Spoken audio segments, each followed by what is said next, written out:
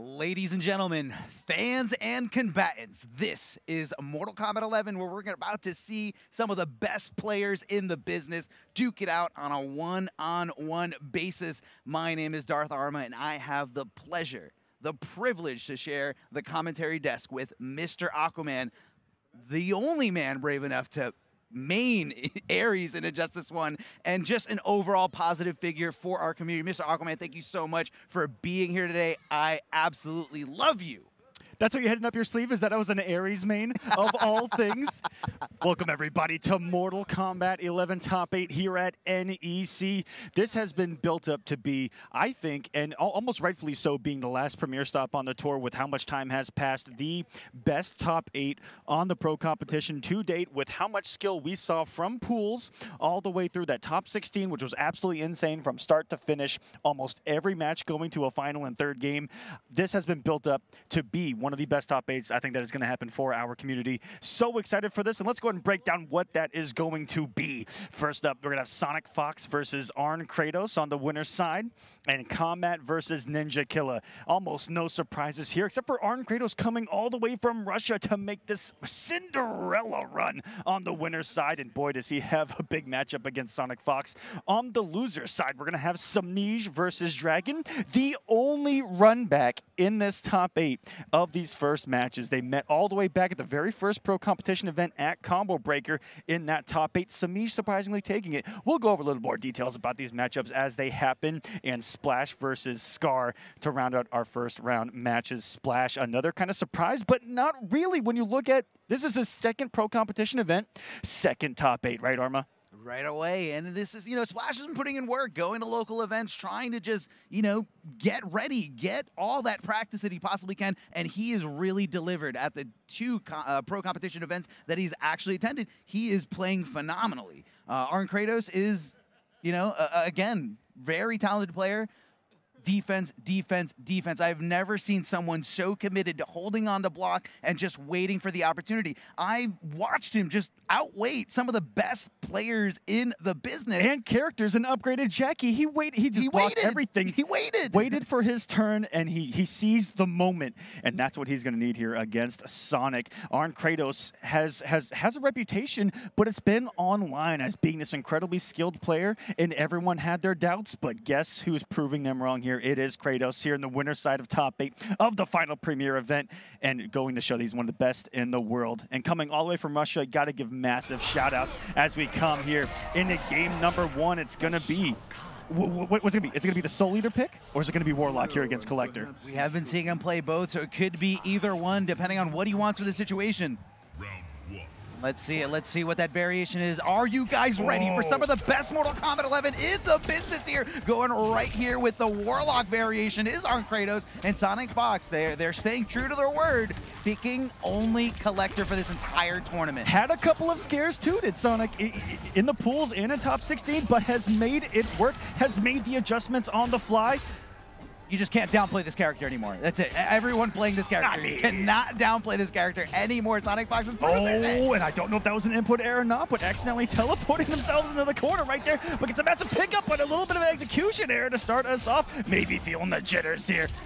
Quite possibly here. SonicFox has ArnKratos up against the corner. Going to be doing a lot of damage here. Upwards, I'm sorry, just barely 30% here, 31%, and just hits him with a regular string, and that's going to be all she wrote for this round. SonicFox taking the lead. So much does Sonic open up people with the threat of command grab, with the threat of normal throw that has double crushing blows, to walk up, wait a split second to try to get you to press a button, and then forward one you into just exactly that. We've seen it time and time again so far in this bracket. ArnKratos. Yeah, it's going to be very interesting for SonicFox dipping into normal throws, especially when he's got a mid-command grab in this variation. Almost find no reason to do it outside of just cashing in on those crushing blows. But is ArnKratos the type? Because every time he's always avoided the throw so perfectly, and as soon as I say that, he's just getting thrown here in the corner. Yeah, you gotta be careful in mid-command grab again. And this can just loop if you have nowhere to go, just like this. And it's gonna be the threat of everything that is gonna be so massive for SonicFox. You know, the threat of normal throw, threat of the crushing blows. And then if you're trying to make a read on that, he's got the mid to really mix you up. just so smart as Sonic and the approach of the tools that the character has. And I think that's why Sonic feels this character is so strong, because the character's always had the tools. It's just been utilization of it. Yeah, definitely utilization here, but we are seeing it here. Oh. Great down two. One of the best down twos in the business. It lowers that hurt box, and SonicFox taking this game nice and clean here. But guys, remember, this is pro competition, so at pro competition rules, no longer first to 2. Now, every match from here on out, every set is 3 out of 5. So ArnKratos has a little bit of breathing room. He can go back to the character select, but opts not to. Instead, going right into rematch, doesn't even want to take a break. What do you think about that? You know, I would have had a little bit of a breather with how Sonic came out. I think he's just going to say, you know what, just got to avoid a little bit more of, this, of those command grabs. And you have to be careful, Sonic playing at that 4 range, which not a lot of other characters can really contest. Those 4 staggers, 4-4 staggers, 4-4-3, letting it rip. Throwing the Beyblade out there in the field. Yeah. And look at this massive B&B damage. Even on the breakaway, still eating 22 before it is not the best day at the office here in MK11. No, definitely. And SonicFox doing a great job of staying right outside of that wake up 3 range, kind of forcing and making ArnKratos no longer, go for those options. And then once that happens, that's when you can go in with a mix command grab or no command grab. Great punish here by the Fox. All right, just a little bit of insider information. I was watching Sonic practice those punishes right before getting this top 8, as well as looking out for the Soul Eater pick and practicing the mix-up off of the back one that variation possesses. But it's going to be the Warlock pick, and looks prepared for both the Sonic. Oh, yeah. And taking away that tool, right, that ArnKratos is used to getting away with, just throwing out those skulls. Not against Sonic here. Knowing exactly how to punish with that forward dash into the 4. And look at the reward. Massive damage, no breakaway available. Looks for the reset. And that wasn't even a kick throw. He just blocked and then did it. Well, SonicFox right now showing us how powerful a standing reset can be, especially when you have access to command grab. But hold on, ArnKratos getting the crushing blow. 30% full screen here. Now, SonicFox, they need to work their way in. Has to have the highest hit rate on crushing blows out of Shang Tsung I've ever seen out of anyone that has played the character to date. It's so quick to get that big boot to the face. Oh, look at the teleport, a little too slow. With the down 4 instead, maybe sticking with the 1-1. Those teleports do recover awful quick. The frame data makes the otherwise, though. And avoiding the kill with the breakaway. That means that Sonic believes in the round, in the comeback here. He at least believes in being, or I'm sorry, they at least believe in being alive long enough to get some bar back. It can happen. It can happen. One opening, and this could happen. It could go into Vegas. No! Did you see back-to-back the down 1 of Shang whiffing? Yes, it did. Whiffed like nothing. That would have been the choice that I would have gotten in that situation, right? Just swing with a down 1. Try it. I mean, look, when they're so far down on health, down to nothing, it's a great option. Getting a little health back with that 12% throw. Big jump in kick, and it's going to lead into a lot of damage thanks to the corner positioning. Ending it here with the Soul Train. Going for the throw, but SonicFox ready to poke back, ready to take the offense. Wake up 3. Because, ArnKratos has the escape failed, Sonic's going to be scouting out another throw attempt, and just like that. Because, at that point, you're just playing the percentages. If you've got the crushing blow locked and loaded, odds are you're probably going to try to do it. What a teleport and a perfect punish here executed. But he drops the combo. Great down 2. You can't jump in on SonicFox. You just can't. This is one of the best anti-airs versus arguably one of the best jump kicks in the game. Shang Tsung, Kung Lao up there in the top tiers, and there's another one for you, and ArnKratos all of a sudden tied this up at 1-1. We got ourselves a match. I think I just got done saying you can't jump in on SonicFox, and that was really the determining play here. And like you said, Shang Tsung has one of the best jump kicks in the game. It's just got that special angle to it, and that's not in the frame data. Yeah, so it has the angle, and in the frame data, it has the startup and the active frames of what you want. Great command grow, and it's amazing Oki. Leaks close enough, but great down 2 here by ArnKratos, recognizing it fast enough for those active frames to come into play. A great poke, and SonicFox is finding themselves really close to the corner here. Big conversion, just close enough to pull off all this damage. 30%, which is a lot for Shang Tsung. That it most certainly is, and ArnKratos has found the damage with this character, which is something we're not used to really seeing too much in competitive play. It's the more laid-back, zony style. Just get the 200s, the 220s off of the zoning eruption combos, but not ArnKratos. He's finding the damage, finding the crushing blows, and just looks like a master of his character.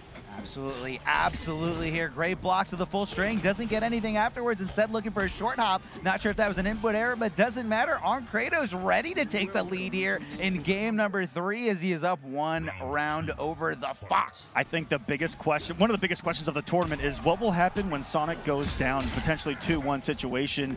Will they come off of Collector? But we saw on the winner's side was down 1-0 against someone like Biohazard and stuck with it and still made it work because, again, the adjustments mid-match. I mean, you got to consider that, you know, SonicFox, that they know that they're a shoe in here for final combat. So, you know, not as serious of a moment here, but you can't sneeze at the amount of money that these guys are all competing for. There is still $10,000 on the line here, and and you're right. Sonic is not only locked in, but locked in at first. There's no way to pass them in points. It's just been too dominant of a season. But of course, you know, when you're on top, when you're on the top, you want to stay on the top, and so you want to win everything leading up into it, and that's kind of the, you know, the SonicFox mentality is staying at the top. Yeah, absolutely, absolutely true here. Great jumping kick over to the other side, and still no anti-air, just kind of waiting for the opportunity is the Sonic. Oh, breakdown 2. Scary situation right there. You know, ArnKratos had those plus frames. If Sonic had decided to disrespect, Fatal Blow could have been sitting there. Very scary, but SonicFox able to stay alive with her back to the corner, too. Ooh. Scary whip to stand 1 in that down 4 range. Just jump kicking in and says, you know what? Try and anti-air this. Shank slings down 2. Not so good as Collectors there. Just challenging him. Great hit confirm here, but drops the ender, doesn't get the combo extension, but it's okay. ArnKratos picking it up right where he dropped and, you know, taking advantage of the momentum, taking advantage of the fact that Collector was still blocking. One of the few characters that can punish that forward 3 string as well. You saw the ground eruption do it, gets a great read on the 4 attempt out of Sonic, and Sonic mixing things up so well. Hasn't done the forward 1 stagger really at all this match. No, but, you know, these command grabs have been pretty successful. 150 damage here, and ready for the teleport, ready to react. ArnKratos has SonicFox up against the ropes here as ArnKratos takes the lead 2-1. And a lot of people considered ArnKratos to be the underdog, but like you said, sticking with Collector here, SonicFox not straying away, and now locked on this character for the entirety of the set. They need to win the next 2 games if they want to stay in the upper bracket here. If you saw there, ArnKratos gave us a little bit of a wink right there. It's those mid-match adjustments. Doing something differently against those teleports that he was reacting to earlier, but with the wrong normal, it seemed. This time going with the 1-1 looked to be a much better choice, and caught Sonic off guard, thought he may have been able to get away with murder. Oh, this is the sexy combo. That is some. It's tough. It's a tough combo. If you guys don't believe me, try it in training room and then try to do it in a competitive setting with so much pressure on the line here. I remember yesterday Sonic dropping that twice in 1 game and still kept going for it. And you know what? Hit it from then on out. It's that belief. And with that belief has a huge lead. I think was a little late on the down 2 attempt right there, but got the low profile set just by holding down. Because that's what happens when a lot of people do those early jump normals, try to get those active frames out there as quick as possible, is that they're going to be very high. And so you can't get a lot of low profiles on these jump attempts. Yeah, that definitely happens all the time here. I love how ArnKratos is not committing or over-committing to the 3-hitting string, but recognizing that, you know, either SonicFox has blocked the first part of the string or that the string has whiffed, so he's not, you know, putting himself in any real danger. ArnKratos is just playing like a maniac right now. By maniac, I mean just playing so well. So calculated, so patient. I mean, this is incredible MK11 gameplay right here. I've also seen Arn take something completely out of the game plan, which is back 3 mix-up. Was utilizing it all day yesterday and had to have thought that Sonic was going to do some preparation on it. Completely took it out and has a different approach and now puts himself on match point against SonicFox here in the Pro Competition just to start off our top 8. This is intense. This is down to the wire here. Getting the full punish is the Fox here. And that's the perfect time to command grab as soon as your opponent's on the ground. Now keep in mind, this command grab is mid. You're forced to jump against it. Gets the beautiful combo there. Great corner carry positioning here. Right front, but he decides to just jump on wake up. And SonicFox now finds themselves in a really bad spot, but still able to just mace out of there. Drops the combo. That's huge. Oh no, that was a massive jump. They could have got it, but a whiff of the throat of ArnKratos, and Sonic is going to tie us up at 2-2 out of nowhere, realizing the situation that they are in and just having to laugh it off, it seems. that the first down to crushing blow we saw in that set? Yes. I mean, that's something very common in this game because every character has access to it. But I feel like the more that this game has developed competitively, the less we've seen those kind of day one, oh, well, you know, it's going to happen. We've seen less and less of that, and you're right. You know, these higher tactics, it feels like the more that we play this game and the more utilization of the other tools that these characters have and the game system itself has really shaped up MK11 well competitively. Yeah, at a high level, a lot of these players know that every single throw is a risk. Every single throw could mean a full combo or at least a down to crushing blow into a lot of damage or into, you know, coming off of that breakaway, which a lot of people don't want to do that. They don't want to take the risk, so why would they? Or in Sonic's case, why take that risk when you just throw a mid grab that's unblockable and uncrouchable? I know you know all about those mid command grabs, Mr. Aquaman. It's a good life. That's a privilege.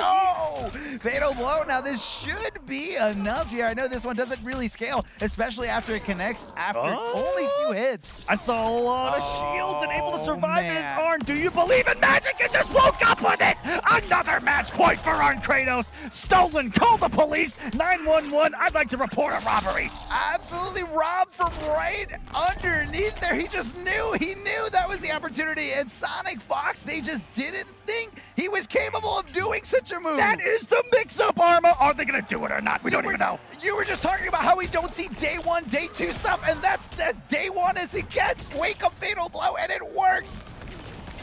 Hey, it worked. Match point for Kratos. SonicFox also dwindling on health right now.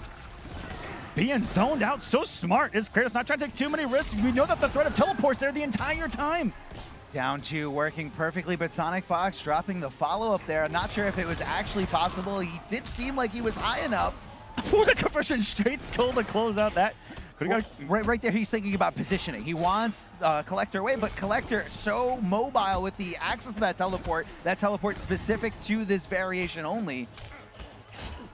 SonicFox looking at the threat of the throw and being able to open him up with the 1-2 right there and gets a perfect spacing on the 4-4. Cashes out on the breaker as well. The down 2 misses on the air there. So hard to beat it is that Shang Tsung kick. Now a chip territory is Sonic the Gods of Losers, and ArnKratos has done it! He did it. He did the unbelievable, knocking SonicFox into the lower bracket as this first round in this top 8. Absolutely incredible. Coming in here with, I think he came in here with a couple of pro competition points. All the way from Russia to guaranteed top 3, sending SonicFox to lose. Come on. How? Come on. How is this possible? Cinderella story here at Northeast Championships. Incredible. He's gone through so many great players. And again, it comes down to his willingness to just be patient, well calculated, and understand the risk. Didn't go for too many throws, just kind of waiting to whiff punish anything, waiting to get anything guaranteed. Although jumping with Shang Tsung, how risky is that? It is one of the best jump kicks in the game, so is it really risky? It's crazy how even he had Sonic condition there at the end to just hold the jump kick. Because, you know, I think throughout the set, it was, okay, I've anti-aired like 3 times, but I've gotten kicked like 7 times. maybe I should kind of calm down on that a little bit. So what's the math? And you notice in that last game, just Sonic holding those jump kicks, allowing Kratos to take his turn. Yeah. And it was just control out of Kratos, I think, throughout that entire set. Masterfully played, if I'm being honest with you. Oh, yeah, no, it was. It was absolutely fantastic, but it's not going to be the end of SonicFox. SonicFox is still going to be in the lower bracket. This is a double elimination tournament, so just has to take on anyone else who's also found themselves in the lower bracket. But I think that we finally need to get into the nitty-gritty here. Let's go. Arma. Let's get into it. Let's get into it. And that is what is almost truly on the line in this top 8, and that is the points. Since this is the last spot to get points on the pro competition, that means that our 12 finalists through points are going to be set after this event. Now, there are quite a few in this top 8 where their fate is really in their own hands, and one of them is right before you guys, and it is going to be Noble Combat. We've done the math. We hope it's right. It's right, and the person who's most responsible for doing this math is Tweety, or AKA Jelly Jiggler. The Jelly Jiggler, who is sweating watching this top 8, hoping for the downfall of other players, but those players hoping for the rise here to get into what is going to be the top 12. So sitting outside of 12th is Semiij at 525 points. Combat just in at the 12th spot at 535 points coming into this top 8. And it's Jelly Jiggler at 645 who is sitting there. If Combat places second or above, guaranteed in and guaranteed over Jelly Jiggler. Yeah, keep in mind, guys, Final Combat, only 12 from the Pro Competition Tour get invited, qualify that way, and that's what you need. You need 12th place or higher in order to get to that Final Combat competition. Now, also on top of that, I was talking about, second or higher to pass Jelly, but only has to outplace Semiij in this top 8 in order to guarantee his spot in the Pro Competition. Correct. For Semiij, needs to either outplace Combat, which is technically 4th or above, and just needs 4th or above to also pass Jelly Jiggler. Yes. So the magic numbers for Semiij is place 4th or higher. The magic number for Combat, place 2nd or higher. And for Jelly Jiggler, just praying they both don't do either of those. So in order for Combat to solidify his 2nd or higher placement, he needs to win this match and one of his next 2 matches, whether that's in winners finals or losers finals, if he even wins this first set. And this is a tough opponent here. NinjaKilla has been on an absolute tear and picking Liu Kang, I believe, for the first time this weekend. You may be right. You had to think about that for a second, right? I did. Was it Liu Kang versus Deadly Rebel? I'm not sure if it was a switch. I believe it was Johnny Cage against Deadly Rebel, but oh we're my gonna goodness, have to look you back may to be that. right, but I may be right. Either way, we're here, we're in the present. This is Combat versus NinjaKilla. Keep in mind, this is a race to 3, and Combat is looking absolutely incredible here. Oh my goodness, these two do play a lot, so they're going to be playing a lot of mind games between each other, and his Combat coming out swinging. So much more on the line for him as NinjaKilla is secured right now, locked in at 5th place. But with the victory here, could potentially pass Foxy for 4th. Even with a win, could try to get up there with Tekken Master for 3rd. He's only 200 points behind and could gain another about 200 points with a victory here. So anything is possible. The possibilities are endless. I love it. I love it. There we go, Combat sticking with the the throw mix, not putting him in the corner, but instead just trying to throw him back into the center screen. Either way, Gears has incredible Oki on either side of those throws, whether it's back or forward. NinjaKilla going with the reversal throw here right after the block stun. And, just kind of pushing Combat back, considering that, he wants, and that's what NinjaKilla is so good at. He's so good at taking a life lead and then analyzing the situation, minimizing the risk, and sometimes just switching back to zoning. But when Geras has that full screen option of that sand trap, can you really zone Geras? That's right. One mistake, the gap is closed, and you're guessing on wake up. And if he's got that crushing blow loaded up, you could possibly kiss that life lead goodbye. And NinjaKilla knows that. That's why he's not, completely distancing himself right now. He's just kind of trying to stay in that happy medium, trying to keep Combat guessing. Is he coming in? Is he going back? Going right into it, and not enough, but it's okay. NinjaKilla knew. All he had to do was wait, react to Combat getting up, because he had no defensive bars for the last breath, and he had no health remaining here after that breakaway. I'm gonna say, oh my goodness. It hurts. It absolutely hurts. Look at this damage. NinjaKilla dropped it. Dropped it, but with no breakaway on Combat, because the breakaway at the end of the last game may have been a mistake at that point. No, he knew. This is NinjaKilla. This is one of the best players in the world. He knew. Are the nerves finally getting to him here at the last stop? Or maybe he's got to shake the rust off the Liu Kang bicycle. But right now, I'm not seeing maximum NinjaKilla. I'm seeing maximum Combat. What a punish, too. Ready for the matchup. That's a little tricky of a punish. Gears has a little privilege having the forward, too. Some of us have to swing with the eyes and hope we get it fast enough. And go for the old school mix-up. Not going to be enough. NinjaKilla going to force him off the defensive bar again. And you need to be careful. Any hit right now in the fatal blow, any stagger that Liu Kang has 15 of that are plus on block. I'm so scared. Intercepting of the throw that could have been death, and takes it. Combat up 1-0. A lot of game to go, though. And NinjaKilla did react to that throw, but unfortunately did not tech into the correct direction. Instead, NinjaKilla assumed a forward throw was coming as he teched with 2 or 4, but Combat guessing right here with that throw. All right, I've heard through the grapevine that what's about to happen is happening. That Combat told me coming in this match that all he had to do was win game 1, and then it was going to be a counterpick war from here on out, and that's exactly what we're seeing right here. This is one of the premier picks against Geras, who is just a strong character overall, and even in a situation like this, it's still winnable for Geras, but Johnny just has those low profiling properties. Oh, well, yeah, well, being able to switch, economists will call it the first mover advantage, because once you win, you have to stay on that character. But if, let's say, for argument's sake, if Combat loses this match in this set, he has the ability to switch to a different character. And we all know how many different characters Combat plays, which is a lot of them. The cast. The cast, if I'm being honest with you. Ooh, trying to throw that stand too. And a rare drop from Ninja Killa. Ninja Killa's number of dropped combos in the pro competition, I can count on my hand, I think.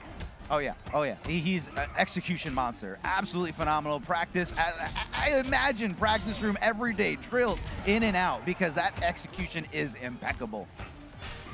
Ooh. Going right for that fist, canceling right after that first string, really trying to mix it up here against Ninja Killa, but Ninja Killa able to assess the situation, getting the momentum back on his side, and finishing and taking this first round. Wonderful position too with Combat's back to the corner. This is where Johnny can just put you in prison with the normal. Is this gonna be a pickup? No, doesn't go for it. And doesn't go for the down one, possibly thinking that, I'm not sure, maybe it wasn't high enough. I think Ninja Killa would know better than anybody in the world. Absolutely. If someone's going to get damage that's on the table, it's going to be Ninja Killa. He does not leave anything. Oh, that was definitely a flawless block attempt, an aggressive offensive attempt here to flawless block the specific timing after your safe string. Very common in a lot of high-level players. And Combat has fought this entire match with no defensive bar. Just keep wasting it. Man. Just every time he gets it, has to break away again. Coming with the frog splash. Great fuzzy block there by Ninja Killa, as you can see, standing up a little bit later for that overhead, and that did not combo at all, but Ninja Killa caught not blocking low. It happens so fast that if you just press a button, you're getting hit by both. Yeah. We kind of before you even realize what's going on. No breakaway available. Is going to have it now. Fatal blow situation for both. Oh, he woke up buttons! Dash cancel, jumping over to the other side, trying to take his turn back for a second time, but Combat stopping it with that 6-frame down one. May have been an execution error on Ninja Killa's part, possibly going for a 2-1 fatal blow cancel to wake up with. Oh my goodness, all tied up at 1-1. And Combat, again, for the position I've seen him in throughout this particular match, it's a miracle it's right here at 1-1. Like, no defensive bar pretty much the entirety of it.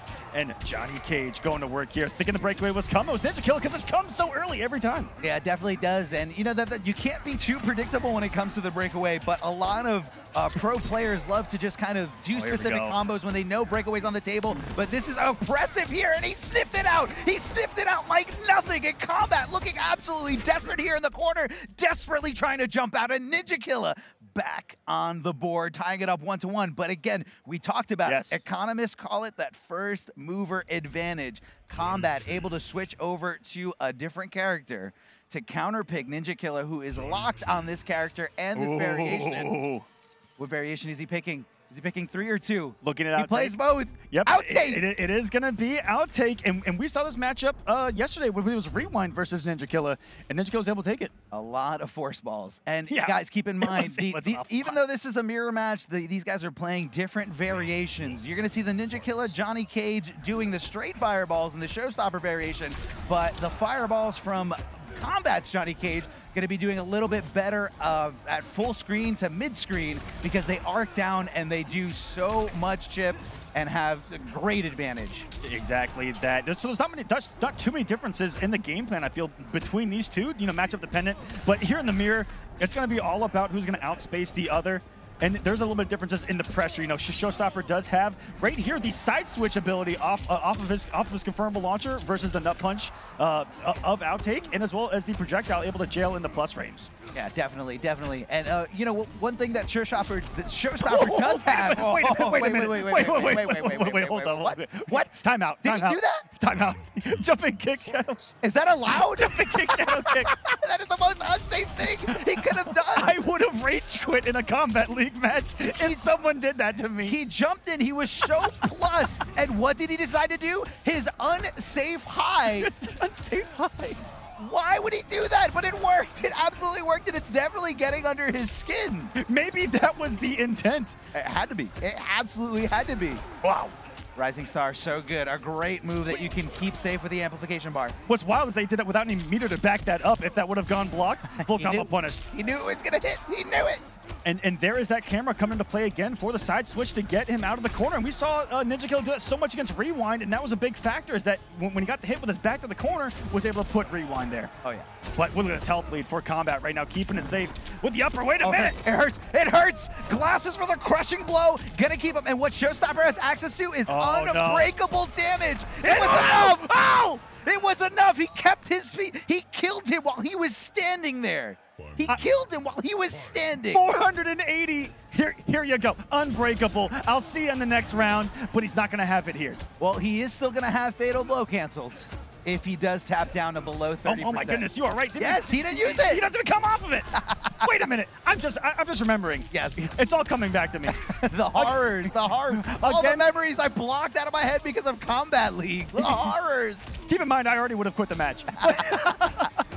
Would have been queuing up for the next one. Looking for down 2 and a great punish here by Ninja Killer. He's not letting that one go. Launching him right away as he knows Combat does not have the ability to break away. He doesn't have 2 bars. Looking for a flawless block attack of his own. That second kick, just like life, coming at you fast. The whiff punishing here, but although Ninja Killer didn't have any bar to cash in for a lot of damage, so I think Combat decided it's okay, I should take the risk here. Wait a minute. Oh, he dropped it. That had to be some massive input error. Oh, not like this. He dropped it. He kept it safe there with the amplification, and Ninja Killer, despite the first mover advantage, taking the lead 2-1 here over Combat. Combat really needs to think. Combat needs this second place more than anything right now if he wants to qualify for that final Combat and solidify his spot into final Combat. Okay, Combat. Thinking about Eternal Gearus. Eternal Gearus has floating over Infinite Warden again. Yes. Just thinking it through. Honestly, the cage pick looked good. It was just the execution error there at the end. And that comeback from Ninja Killer in the second round. Absolutely sensational. So much damage. Again, killing them on their feet, giving them no access to breakaway. You cannot stop a combo if you're not getting This is why Johnny Cage is looked at as the apex tier of Mortal Kombat 11. That's like beyond S tier. Yeah, having all the jailing strings and the potential plus frames. Look at Showstopper specifically, having that half-life, nothing you can do about it. Finish. And Combat going for the flawless block from a very far low poke, and Ninja Killer able to make that up 2 whiff and gave him a full combo punish here. I'm actually surprised that Combat's going back to Infinite Warden Gearus here. I think he's anticipating whatever Ninja Killer can pick after this. Yes. He's trying to cover the Liu Kang route, and he knows that he can beat Liu Kang with Infinite Warden. We saw that in the first game of this set. Yeah, after he lost that +1 advantage, yeah, things changed. They do, and you got to change up the strategy, and I do like the play here by Combat. He's thinking long-term. He's thinking, I need to beat Showstopper and anyone else Ninja Killer could possibly be picking. Just has to get through this first, and it's a dwindling health bar on Combat's half. No punish. The forward 1 raw is punishable. Ninja Killer almost getting it too. Trying to swing after a down 4. And I feel like Ninja Killer is catching on to a lot of those reversal throws here by Combat. As soon as he's done blocking anything, ready to throw back, possibly to throw off Ninja Killer's incredible ability to flawless block things. We've seen him doing it time and time again. Great back throw to switch up the corner positioning here. Has him stuffed up into a corner. Slight delay there by Combat on the Oki forward 2-1 as well. Trying to mix things up the throw timings, and that had to have been something. Getting down 2, crushing blow out of Ninja Killer. And look at this. Bree getting the health lead here. Can't keep it plus. I've noticed Ninja Killer doesn't really like to come off the plus frame, just keeps it safe and saves the bar. I mean, he looks at the life lead and he says, am I in a bad position? Do I have to take a risk? Do I have to take this from our opponent? No, let's back off and see what we can do. Staggering safely with the 4-3, and this is just an onslaught from Johnny Cage, finally utilizing the plus frames. Great call out there of the breakaway, knowing that the max damage you could possibly do is from a big down 2, and this could be curtains. And absolutely devastating for Combat as he finds himself in the lower bracket, losing to Ninja Killer. Ninja Killer moving on to winners finals, where he's going to be facing Russia's greatest player, ArnKratos. Oh my goodness. And so Combat right now is going to be in a position where he is Dragon's #1 fan in the world. #1. As coming up next, we're either going to have... Not only him, but also Tweety, a.k.a. Jelly Jiggler. Yeah, Tweety and Combat. Absolutely rooting for Dragon. All former teammates, but like the whole lot of them. So they're very familiar with each other. And this is going to be an insane match. Like I said, those first 2 matchups we never saw in the pro competition before. Ever. This one we have, but it was a long time ago. I say a long time ago, like 6 months ago It feels like forever ago. It feels like it was like in the 6 years ago. In the FGC, 6 months may be a long time, but back at Combo Breaker, these two faced off in the loser side of top 8, and Semiij took it 3-2. And we're gonna see the same character that out of Dragon, and I believe something different out of Semiij. I think Semiij took that with Katana way back in the day. Yes, believe it or not. Yes, Semiij was still committed to Katana, and this was prior to Katana getting, you know, a few little adjustments, a few little buffs here and there. I was talking to Semiij she's actually gotten better, but yes, I have. But has gone down in usage. I feel like I don't know how it works. I mean, I guess you have less to downplay, so you don't want to play them. I was talking to Semiij a little bit earlier before this this top 8 started, and he's even 10, 15 minutes before top 8 started, he still wasn't sure which character he was going with. So to me, that either tells me he's trying to just play as laid back as possible, not trying to overthink things, because if I was Semiij and I know that the top 8 is set, I know what opponent is in front of me, what opponent is in my way for me to qualify. I'm going to dissect that matchup. I'm going to think about it over and over and over again. But Semiij just says, I'm not sure if I should pick Katana or Cassie. yeah.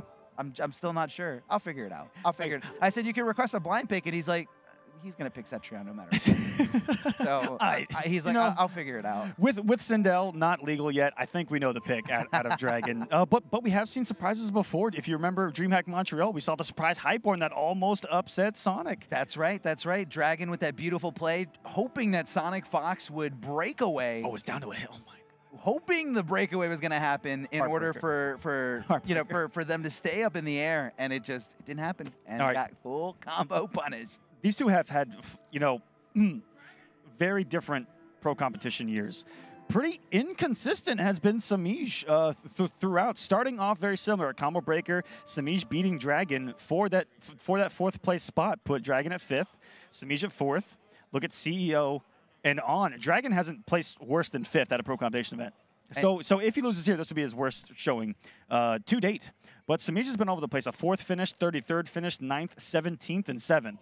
So ups and downs has been Semiij. So we'll see what happens here at NEC. Again, 1-0 over Dragon. I'd be pretty confident, even with that, you know, just that's something to go off, is that if you're undefeated against a player, I think you'd have that little mental chip on your side. You have to. But we've seen, you know, Semiij able to adapt, able to compete with the best of them, you know, throughout MKX, throughout Injustice 2.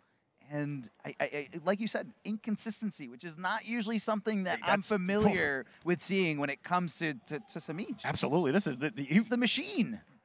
He's a pro. He was programmed. there was one point where you just auto write him to a certain placing. I feel like back towards the end of MKX and in Injustice 2, so solid. But here in MK11, it may be a bit of, you know, that character crisis that so many people found themselves in. And for Semiij, trying to find a character where the tools fit the play style. And I think that it's just been a long process because, shockingly to me, post-patch has stuck with Digital Soldier Cassie for the most part, and no one else has. So many people said there's a gap in something safe. No more. No, thank you. The whole character is trash. I'm gonna jump, abandon ship. You know, run for the hills. Go to Twitter. Start complaining. Okay. If you don't mind me saying, our community has this tendency of no matter what is changed, no matter what happens, abandon ship. It's like Bender in Futurama. Like one thing goes wrong, hey, the microwave isn't working, abandon ship. Just flailing your arms around and just running. Just flailing your arms around and jumping ship on these characters that may not be so bad. May not. And again, if anything's worth attaining, it's going to take some practice. It's going to take a little bit of exploration to really see what the true potential of a lot of these characters are. I mean, before, you know, a few weeks of SonicFox saying Collector is S tier, Collector is really good, Collector this, Collector that, everyone was saying this character is useless. Yep. And SonicFox, they're here today proving everybody wrong. I can quote so many responses that are just like, oh, can't make top 8 using only Collector, blah, blah, blah, blah, blah, XXXXXX. Screenshot them all? They're all DMs. And then just post them all when the event ends. No, I'm not that savage. Or am I? Pretty savage. Maybe. if it was Cordal, absolutely. I've got every down plate. No, I'm just... you would post it with the upside down smiley face. I have myself quoted, okay? I've got ammo against myself on that one. But yeah, it's just, you know, how do I want to put this? Tell me. explore some more. Continue to learn. Don't just give up on something because you're getting bodied. Yeah. You know, look a little more inward rather than outward for your frustration. And I know because I've gone through this, and I think all of us have gone through this. Sure. I mean, as a competitive player, you know, in anything, whenever you have a goal, if you run to, if you run to like a closed road, you don't just say, all right, I'm going home. See you later. You find a detour. You find a way around. You explore. You figure it out. So you guys can. Yeah. Can. Each and every one of you watching this have the potential to be the best you that you will ever be. I thought you were going to say one of the best in the world. I'm like, well, there can be only one. But the best you. I mean, not the best you, baby. Everybody watching this might not want to be the best Mortal Kombat 11 player, but they might want to be the best of anything that they love doing. Follow your passion. Follow your dreams. I also want to fast forward a little bit to what is going to be Winners Finals. And it is, I think arguably since his Insurgents, I think that we can safely say that since Ninja Killa started going to pro competitions events consistently, 1 and 2 is Sonic Ninja Killa, and that's what is going to be our Winners Finals. But more one-sided than I thought when I looked at the. Oh wait, no, sorry, ArnKratos. Not Sonic on the winner's side. I was about to go into a complete different tangent. We were just replace SonicFox with ArnKratos. Okay, I'm sure it'll still work. There we go. Probably not. Probably not. Probably not. Because they've never played before. Never. I have a whole history of Sonic and Ninja written down. We may see that matchup later, though. We could. But I don't. How is ArnKratos so unbelievably good, finding himself in this Winners Finals with most of the experience? You know, talking to so many people about ArnKratos, most of the experience coming online. And for this transition here against the best of the best, sensational. That's a testament to how great this online netcode is. I mean, if ArnKratos can learn every matchup that he needed to get here online, nobody can complain about anything. I mean, if he's getting good enough internet at wherever he is with everybody else connected, because there's more of a scene here in the US, but I'm sure ArnKratos is either going offline, looking at training room things, testing drills out. I mean, we've seen incredible players emerge from having absolutely no offline scene, and just like Tekken Master in his debut at EVO against SonicFox. Incredible. The thing is that ArnKratos hasn't had, the best results either. Like, there was an online EU event, got 9th. There was another online EU event, got 2nd. Wait, you're shitting, sister? And I don't know if he went there, but he was signed up for like Celtic Throwdown BGS, but I think got DQ'd. I think BGS he got there too late, so he wasn't able to compete. Yeah. So I think he was physically there, but wasn't able to compete. Very unfortunate, but even online, like I said, to come here and be in Winners Finals from those placings is such a surprise, and it's a fresher breath air. All right, and it looks like Semiij is going to be going with Cassie Cage, specifically the Yas Queen variation. This was a highly viewed and talked about matchup back at CEO when Sonic and Dragon ran this 3 sets. Yes, and I believe that was SonicFox resetting the bracket in Grand Finals and taking victory away from the clutches of Dragon. Yeah, that was Apex Dragon to me. The best I've ever seen him play in this game. Just making so many right reads, but had to overcome the matchup 3 times, and it just wasn't enough by the end of it. The download had been complete, and we'll see what Semiij can bring to the table. Well, right now I saw a huge drop combo that he's bringing to the table, but not letting it affect him. Never mind, he just got jump kicked in the face for trying to go for a low shot. Semiij possibly questioning this Cassie Cage pick, maybe wanting to discover a few options that Katana might be able to provide. Getting the shoulder tackle, which is really going to be key here when closing the gap between Cetrion, past all her zoning, past all that mobility, and just wanting to get in, wanting to do the damage. And speaking of damage, here we go. Left in a restand position, but not sure why down 1. Dragon's not really the type to jump out in those very plus frame situations. Teleporting to get out of there, using 1 bar and getting right back that boulder. This is we talked about Semiij the machine. Don't test the reactions. Semiij the machine. It just rolls off so perfectly here. Crushing blow. Going to be tapping into 270 damage. Dragon down to a pixel. He does have 2 bars left, so last breath could come into play, but it didn't matter. That was a clean hit. Did not block. And Semiij tying up the rounds here in game number 1. What's also so scary about those gunshots is that they're 2 hits, so it could take both last breaths off, even on a single block. It could. What reactions again to the boulder. Put that down, says Semiij in the first health lead of the set. But what a roll on a Dragon. The offensive roll, the forward roll, and getting the 2-1-2, forcing the breakaway. Still getting some good damage off of that too. Oh, going for the 1-1-1 string, going right into the orb, amplifying it for extended combo. And Semiij looking great, but hold on, getting pushed back, and this is gonna hurt. This is the type of play that gets under your skin. Great back throw here from Dragon, mixing it up just a little bit, tossing the boulder, doesn't get shouldered in on or tackled in, as Semiij has been doing this whole game. So he's got to think twice about chucking those boulders, because Semiij has some of the best reactions in the business, but going for a geyser right here, up in the corner, no, doesn't get the ender. Safe off of that 1-1-2, and another aggressive read. Dragon has made some savage jumps, and ever since CEO, that has been the Dragon that I've known. There's some more aggressive reads, and the jump, he's just not afraid to jump whatsoever on Wake Up. Can we talk about what's going on right now? In minus frames and plus frames? That is Tweety coaching Dragon, trying to ensure his spot for Final Combat. He says, please, Dragon, please beat him. It goes, hey, keep winning. Hey, you know what you did that last game? Keep doing it. Don't change. Don't change a thing. He's not going to adapt. He's not Semiij the Machine. He absolutely is. But Tweety possibly pointing out a few things that Dragon might have not noticed in the heat of the moment, and that's why coaching is such a, it's such an underrated tool. A lot of people, they feel like, oh, it's just one-on-one. But if you have someone looking in from the outside, they can see things that you're not noticing. A lot less pressure on them. We see it in one-on-one type of sports like tennis, where coaching mid play is not allowed. Same thing here in fighting games. That's actually, I think, the most attributed sport that, the sport that you can attribute most to fighting games is tennis. That's why I brought up tennis. Exactly. It is 1v1. It is open bracket. Well, you kind of have to qualify for that, but anyways, it is a bracket. And just like that, one-on-one coaching is allowed. You have the breaks in between the matches. It doesn't go a whole week long, but hey, we're here fighting over an entire weekend. I did see towards the end of that match, Semiij threw out a couple of back ones that had no follow-up and got multiple stray hits that could have led to so much, and it was the lack of belief, I think, on that. That really cost him that in that third round, because there was a lot of damage there off of that back one sitting there waiting for him. And it's going to be the same matchup, too, out of Semiij, who definitely sat back and thought, well, let's false block 3 boulders and a Hell's Wrath in a row to work his way in, and look at the reward of that. It's incredible reward. Not only do you take a lot less chip, but you also have a lot less pushback from the boulder, so it makes it a much less valuable asset if you are able to flawless block those, as well as Semiij has been showing great back throw here from Dragon as soon as he was done blocking the entire string and just kind of meeting Semiij there with button. Semiij possibly trying to jump out.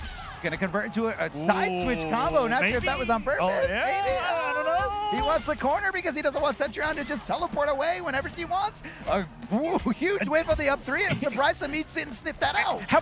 Because have you ever seen Dragon wake up 3, up 2, anything? He doesn't wake up with anything that isn't either 1-1, block, or up. No, Dragon likes to save those resources because he said, I'd rather depend on my reaction. She also has some pretty small hitboxes on those wake ups. Oh yeah. They definitely have their issues. And this has been all Semiij, and this is really beautiful whip punish, by the way. I'm going to interrupt myself on that one. Tell me. This has stemmed from that aggressive approach by Semiij to just flawless block everything on the way and close the gap without taking much on block there. I mean, that's the strategy, and it's definitely what we're seeing here. Flawless block to walk away from the second hit of that Geyser, getting the tackle. Semiij closing the gap here, trying to stay on top of Dragon, going for a regular forward throw, and Dragon holding onto the block button, didn't even give it a tech attempt at all. Semiij on the offense once again and giving up, but ready for the savage jump. How many times has Dragon jumped in those neutral positions? And off those jump kick is another one. A nice swing of the 1-1 staggered into another one for Dragon. There's no breakaway here. Gonna keep him restood. This I don't think is gonna kill. It's so close. Oh, it just perfectly did. It was so perfect. It was so perfect. That was the difference between something getting flawless blocked or something not getting flawless blocked. It could have possibly been a little bit of an extension here for Semiij, but so hard to make those 1 pixel comebacks against Centurion. That was ridiculous. Just felt that, Semiij was in back 1 range. I'm ready for you and have something active there. And there is nothing more better to throw out with Centurion than 1-1, pretty much anywhere. So it's a great fast high that goes right into the mid afterwards. It just always contesting you, always, just keeping you locked down. Safe, and safe without a gap. Why not? That is 1-1-2 from Cetrion. Why not? Why not? Toss it. You know, a lot of people when they're fighting against Cetrion, they're more willing to go for those blind down twos because they know that they can interrupt it, but you can't react to that one whiffing because of that mid coming at you so fast afterwards. Maybe a little shenanigans coming out of Dragon there with the teleport into the low. Even healthier in game number 2, getting an odd trade on the sweep. It looked like coming out of Semiij. More staggers, but called out this time by Semiij, and without any break, no chance to break away. Dragon going down and tying us up at 1-1. So much is on the line in this match. So much is on the line when it comes to final combat. I mean, not only are these two competitors sweating, Semiij is sweating because he wants to get into final combat. But we're sweating here. But Tweety, aka Jelly Jiggler, on the side, just hoping Semiij does not move forward because if Dragon wins this set, Tweety is locked in for the finals. You also have Combat on the other side of the loser's bracket. But all Tweety needs is one of them to fail. That's right. One of them. Combat, who only secures by outplacing Semiij. That's it. That's it. If he wants to pass Jelly, that's another story. All he has to do is outplay Semiij here. Throwing up that wall, big jump in here from Cassie Cage, connecting the shoulder tackle. Oh, it hurts, the crushing blow for so much damage. I actually didn't know it did that much, 328. A lot, it's a lot. That's bigger than any combo I think Cassie's gonna put on the screen. Hey, she's got great options. She doesn't need lots of combos. Gonna leave him in a standing position here. Going for the throw. A great late throw escape here from Semiij, knowing exactly which way Dragon was anticipating to throw him. Are we seeing Semiij.exe? Are we seeing the download complete? Drops the side switch combo. If you instant jump one forward, it can hit behind the hitbox and get the side switch. A little bit of execution there out of Dragon. Yeah, I can definitely see that. Oh. Hey, connects it. That's one of the best strings that Cassie has. I mean, leaving her pretty much at 0 if she just does the first hit, and not so bad if she continues it with the throw. This has been a great battle of anticipation of advancements in normals out of both of these guys. They've always had something active there. If they think that they're going to press a certain button, you know, being the quicker on the draw. You think back one's coming, get the 1-1. And same thing with Semiij here. With I think back 2 or forward 1. I don't remember what that little fist into the explosion is. I don't know. I believe it's, yeah. I know that the second part is with the throw, but either way, jumping over to the other side, quick breakaway from Dragon, utilizing those very fast reflexes to go and use those 2 bars to get out of the combo as soon as possible. Gonna extend it here. 237 damage, a little bit closer to the corner, and Dragon looking for a throw, and Semiij says, no, hold these fists, hold this auto shimmy string, 1-1-1. And look at the domination there I talked about is the download starting. This is the program, the machine.exe, Semiij.exe. He's a program. He just downloads his opponent and moves along. It was still uploading, in that first game. We were getting some, he was getting some spotty connections because of the weather here in Lancaster. It's snowing. It is snowing here. It is. So everyone, stay warm. Stay warm. It's beginning to look a lot like Christmas.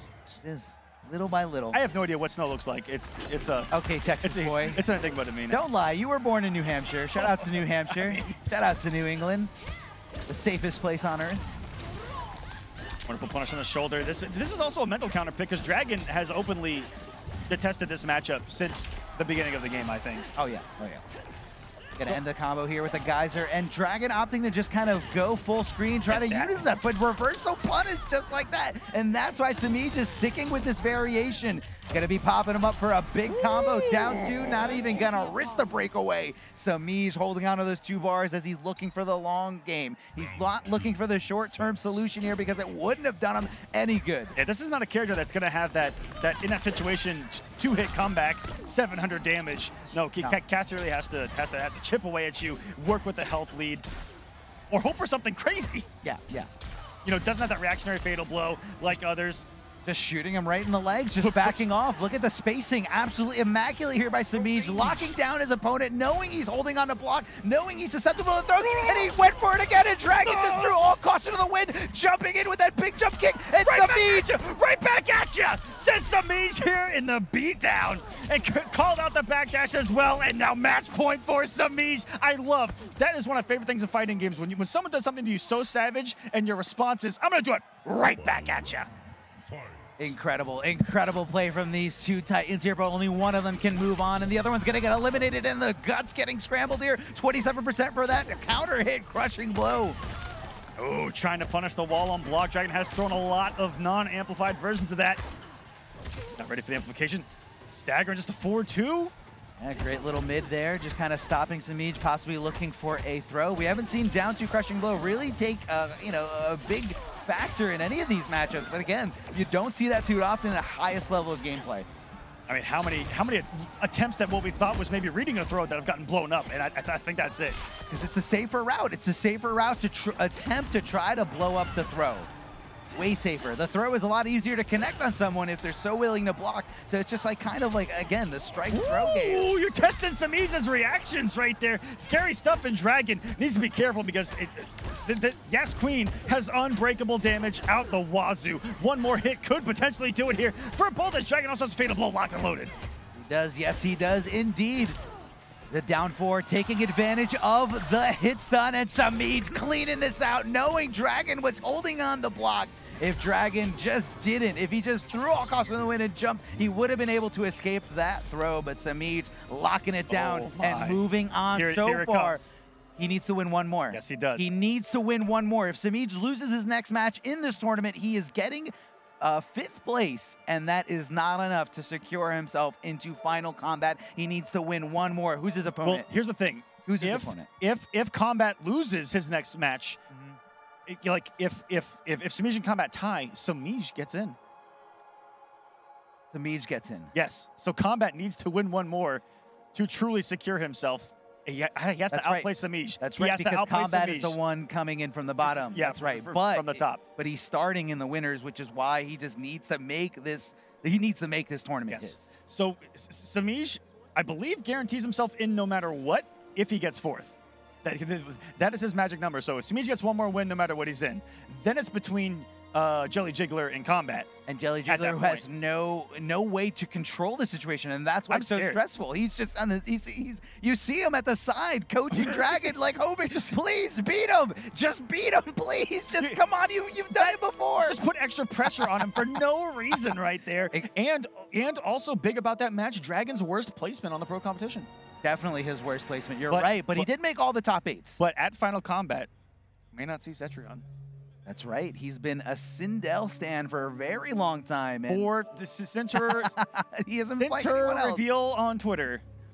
And but you never know. You never know. You never know. Splash, the up-and-comer from New York City, making his, I want to say, his major tournament debut at Defend the North a little earlier this year, getting 2nd place, only losing to SonicFox in the grand finals as SonicFox reset the bracket and took the victory pretty convincingly, but still a good showing for Splash. Splash showing that he has what it takes to hang with the best, going to multiple Mortal Kombat New Jersey tournaments, and also making his premier pro competition, or his pro competition premiere at East Coast Throwdown. Getting 5th. Getting 5th place, getting that top 8, and here he is again. Right now, so far, is guaranteed 7th place, but that's not enough for him. Unfortunately for Splash, I don't think it's possible for him to qualify for Final Combat, but this would be a great confidence booster. Yeah, through the points. So this is him saying, I can go to Last Chance Qualifier and win, with all these other players not in the equation. Correct. Scar's had a very consistent pro competition, 9th, 9th, 13th, 13th, 1st. I mean, that 1st is a little bit of the outlier, but Scar absolutely deserved it. He played so well at Combo Breaker, and defeating none other than SonicFox, who a lot of people have said that they are the best player who ever picked up the sticks. Esports Player of the Year last year, and just so many, countless. This year as well. I believe it was Console Gamer of the Year. Yes. Console Gamer of the Year. Also, a big storyline here is, will SonicFox place worse than 2nd? Which they have not throughout the entire pro competition. 2nd or 1st, oh my God. Every pro competition event. Every grand finals has had SonicFox. That is incredible. That is consistency. So Scar securing his place in the Final Combat. He doesn't have to sweat it anymore. Also, everything on the line for Semiij. The opponent happens to be SonicFox. Ooh, oh man, that is a tall order for Semiij, and SonicFox did not, they did not anticipate to find themselves in the lower bracket that soon. I think that everyone, when you look at predictions, would have predicted potentially ArnKratos versus Semiij in this position. And I love that we saw that monumental upset that just changed everything about this bracket. Yes, yes, it did. It did absolutely change everything. And looks like we're having a Lotus Fist Kung Lao mirror here. I hope we have the sides correct because both these players have been playing Lotus Fist. We will have no idea the entire time. Purple Kung Lao, white Kung Lao. Now let's assume the names are right. Scar, you know, not off to a great start, but does get it. No, wait, why did that work? He blocked the forward four and Splash was ready to take his turn back. But you know what? When you're in the mirror match, there's nothing you can usually present that your opponent doesn't already know about. I love the side switch. I love the extension thanks to the whiff dive kick. And look at the execution here from Splash, ducking right under the throw. Almost going things out and had the hit stun and took it in there anywhere right there. That was just knowledge out of Splash right there and implemented. Yeah, and you gotta like both of these guys' confidence to play the mirror because no one wants to, it seems, in our community, in fighting games in general. Fighting games in general, yeah, a lot of people don't like it. It's a very uncomfortable spot, but it is one of the many matchups that everyone needs to know. Oh, great breakaway timing there. Very aggressive from Scar. And Splash trying to do a little something himself here, but unfortunately Scar did not commit at the wrong time. Yeah, no belief on the jump in, but able to pick up here. Big damage, keeping him corner two, cashing on everything for 330. What's for breakfast here? Just a simple meaty keeping it safe on the stagger. I love that late dive kick there from Scar, trying to get as much advantage on the knockdown as possible, especially considering that he's got the corner positioning, and this should be all he wrote. This is it. This is it. And he knows, look at that. That is pure, perfect meter management there from Splash. Not only was he able to jump in, confirm the combo, but also keep track of the fact that Scar had no access to breakaway. So he said, let me keep it nice and swaggy. Keep the combo going. Also, I think he could have killed if he just had confirmed into the fatal blow to begin with. But to have the execution and how many matches we've seen people lose because of execution errors when everything is on the line, when all you do is land the combo, when the pressure is on, not here for Splash. Splash is the guy coming in with nothing to lose or gain besides the $10,000 that's on the line here. There's a lot of money on the line, but also Splash, you know, he wants to test himself. That's not a small amount. He wants to test himself. Yeah. He wants to say, can I hit this combo? He's a competitor, Arma. He's here. He's here to compete. He is here to play. So you definitely know that Splash is going to be at the last chance qualifier. But right now, let's focus on today. He's trying to get a good chunk of that big prize money that's on the line today. What a start to, was it the mirror rematch? Or did Scar potentially go with Z-Hat? Nope, it's the Lotus Fist mirror all the way through, and this is also who I know Scar to play at, with Kung Lao as well. Yeah, recently. Yeah, I don't see Scar going to any other variation, and I know Splash plays a little bit with the Z-Hat variation, but only for specific matchups, usually only when he's desperate. Great little dive kick at the end to keep the momentum going. Great move by Scar. Oh, I don't know why that didn't go into anything else. Possibly just a preemptive stagger. Back to back on the jump ins, only committing, what was that, 2 of the 2-1 or the 1 of the 1-2? Either way, just throw the string, look to confirm something. The side switch, what a pick up by Splash. I heard that down 2 wasn't good. I heard that down 2 wasn't good. We've seen it work all weekend. You just got to know how to use it if you don't think it's good. A great down 3 here by Scar, not trying to, I'm sorry, by Splash, not trying to commit to anything, but he goes for the throw. What just happened here? He dropped the combo and he just threw out another button and then confirmed that in the fatal blow. Splash is playing out of this world. Incredible fashion here. That could have been the biggest mistake and then into like the most triumphant moment back to back for Splash there to keep the momentum here against Scar. Ducking right into the throw. Splash playing out of his mind so well here. Great conversion from the jump kick. Not the easiest thing to do. You gotta practice those combos. You gotta practice those conversions. And Splash is showing just how heavy of an execution monster he is with Kung Lao. Jumping in, a big jumping kick. You really can't stop Kung Lao from jumping in, but hold on. Scar being patient, waiting for the spin, recognizing the whiff and punishing, but unfortunately doesn't get the end of the combo. So Splash still has access to his breakaways. He does have 2 bars, never mind.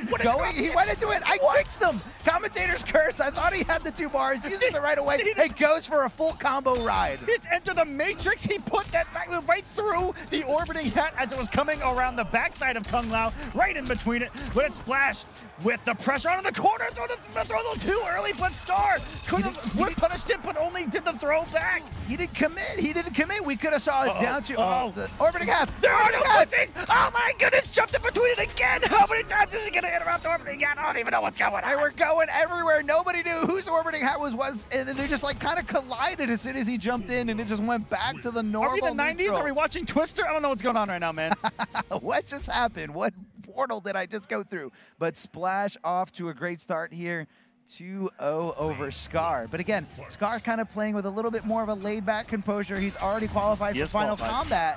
But, I mean, hey, you got to pay the bills, you know? He could also play for positioning, too. He's in a position where every win he gets, he'll jump up a couple of spots. That's true. That is very, very true. Scar gets a great placement today. He can solidify himself in a great seating spot for Final Combat. But let's focus on NEC right now, as these guys are competing for so much. Up 3 from Kung Lao, one of the best ones that does have an aerial hitbox to stop those jump-ins. I think it's one of the best up 3s in this game. The Scar textbook conversion here, holding on to that momentum. I have seen a lot of drops out of both of these gentlemen, but Scar in particular, you know, the lack of belief on him on jump-ins, but also mid-combos. He's dropped a lot of combos, and that is not something I'm used to seeing out of Scar. And one of them right there, but luckily just threw out a stand forward and caught Splash W trying to jump out of the corner and reverse position right there.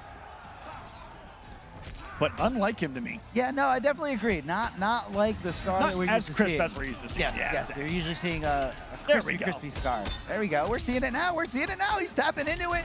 Hold on. Woo! Super Beast Mode is Splash again. Impeccable. Oh, if you notice, Splash dropped that last combo, looking to pick that up with I believe it was a stand 4, or sorry, forward 4, or another one too. But he just did down one right there. I think he went for the easier to pick up combo right there, and very smart stuff as the last one to drop, and puts himself on match point for Scar here. Can he potentially match, at minimum, match his placing at the last Pro Competition event with a win here? Great down poke, and then a down 3 on hit, but just jumping out, just throwing all caution to the wind is Splash. Woo! Getting the conversion and utilizing all that bar. Look, he's got nothing left. Absolutely nothing left. I thought it was useless, Arm. I thought 4 bars a meter was too much, and there we go, Splash. 3-0 over Scar. He is sending a statement. Only has traveled to 2 Pro Competition events. Back-to-back, minimum 5th place. He's doing it. He is doing it. He is showing everyone he is here to play, and definitely going to be a tough contender for the rest of this top 8. I believe he's going to be meeting not SonicFox, but Combat, who lost his first match in Winners. And Combat is an opponent that he is very familiar with. I would probably say that they are training buddies, friends, not on the same team, but share a lot of tech and are very comfortable with just playing together and trying to develop as players. And of course, representing New York City together. Both from the Northeast. Northeast really did show up throughout. I mean, their presence throughout pools and top 16. While we're here in the Northeast, really representing well. And it's just a strong scene that's growing. Has a lot of local presence. New Jersey, NLBC, so many others. Coach Steve starting one. Yes. And there are even more out there that I can't remember off the top of my head. But just absolutely wonderful performances from the Northeast. We also got great representation from all over the country and all over the world here, and so much variation in characters, so much character variety. I'm loving it. I love it. I'm a McDonald's McDouble right now. All right, I love you too. Then ArnKratos in the winners finals, where he's going to be facing. I'll see myself out on that one. I apologize. I apologize for that one. It's okay. It's okay. We love what we love. There's nothing wrong with that. Can I get a redo? No, just kidding. You guys can edit that, right? Yeah. Oh, this is live? You guys edit that out? Oh, okay. I'm sorry. Sorry. No, you can't. You can't. No. Not sure what the next match is going to be, but again, Ninja Killa, ArnKratos, winners finals. I mean, I don't think anyone would have predicted it. Maybe on one side, is Ninja Killa has been very successful, especially the pro competition events that he has gone to. I believe his lowest placement was CEO, where he got 4th or 3rd place. Either way, I mean, it's consistent. Winning DreamHack Montreal a little earlier this year with that incredible Liu Kang and all the flawless blocks that anyone could ask for. That's right. His worst performance was 4th at CEO and the Online East Pro Competition event, where he also lost to SonicFox. Does that count? That counts. Okay, that counts. No, but I mean, I don't think anyone saw ArnKratos coming. I don't think Gur saw it coming when he lost to him in, I believe, in pools or right in top 16. No, that was pools. And ArnKratos really surprising everybody, showing everyone he has what it takes. He has what it takes to be one of the best, and he's representing an entire country, the biggest country that there is. But that whole pool was just a masterpiece of upsets and why we play the game. Because losers round 3 was Gur versus Hayate. That alone was like, what? What just happened? One of the yeah. As soon as they were playing each other, losers. You look at it even before they play. You're just like, one of these guys is gonna be eliminated from the tournament today, right now, in pools. That is insane. Also, if I remember correctly, I never rechecked it, so my bad there. But I believe Splash was sent to losers round 2 as well, and made the run back all the way. Yes, Splash did. He did go down. Pulse in his first match. Yes, in round 2. And Pulse, another New York City player that Splash is very familiar with. Yep. And I believe it was, if I remember correctly, Splash saying something about his, his equipment, his headphones, his personal headphones malfunctioning, and he didn't have sound. I don't know if that was an excuse to just blow off some steam, but he did attest the loss to that. Even though Pulse is a fantastic player, Splash was able to keep his head in the game, keep it strong, keep going steady. But guys, hang on real quick. We're going to go to a break. Don't go anywhere. Welcome back, guys. This is NEC Top 8. We're a little bit less than halfway through. 2 players already eliminated from this Top 8, and that is Scar and Dragon. But we still have 6 other top-tier competitors here ready to duke it out for that money, for that glory, and of course for those pro competition points. That is right. Gotta go move on to that final combat, but let's focus on today. Today, the dark horse of the tournament, ArnKratos, coming all the way from Mother Russia, defeating opponent after opponent, and defeating one of the most dominant players. Close set after close set. Every nail-biter, every single set was a nail-biter, defeating SonicFox in the first round here in the top 8 and able to secure his place in the winners finals, where he is guaranteed 3rd place if he loses his next 2 matches. But we're going to be focusing here. And this is a very interesting. Oh, no. What happened? Sonic is here. Oh! What is this? This is Rose Ball. Remember Rose Ball in Street Fighter 4? This is Rose Ball. I remember doing that with Nightwolf back at MK9 for like 30, 45 seconds straight. Having some fun up there. Oh, yeah. And you love to see it with these competitors. Longtime friends, longtime adversaries, also having fun. It's awesome to see. Well, it's going to be Cassie versus Collector. SonicFox versus Semiij here. Loser going out at 5th. So much on the line. Well, if you do love to see everyone having a good time, but if you are one player in particular, and that is Jelly Jiggler, a.k.a. Tweety, you don't want to see SonicFox all smiles up there when Tweety knows that SonicFox is responsible for securing Tweety's spot here in Final Combat. If Semiij wins, he's in. I'm here to he's in. He's in. Parts of you are valuable.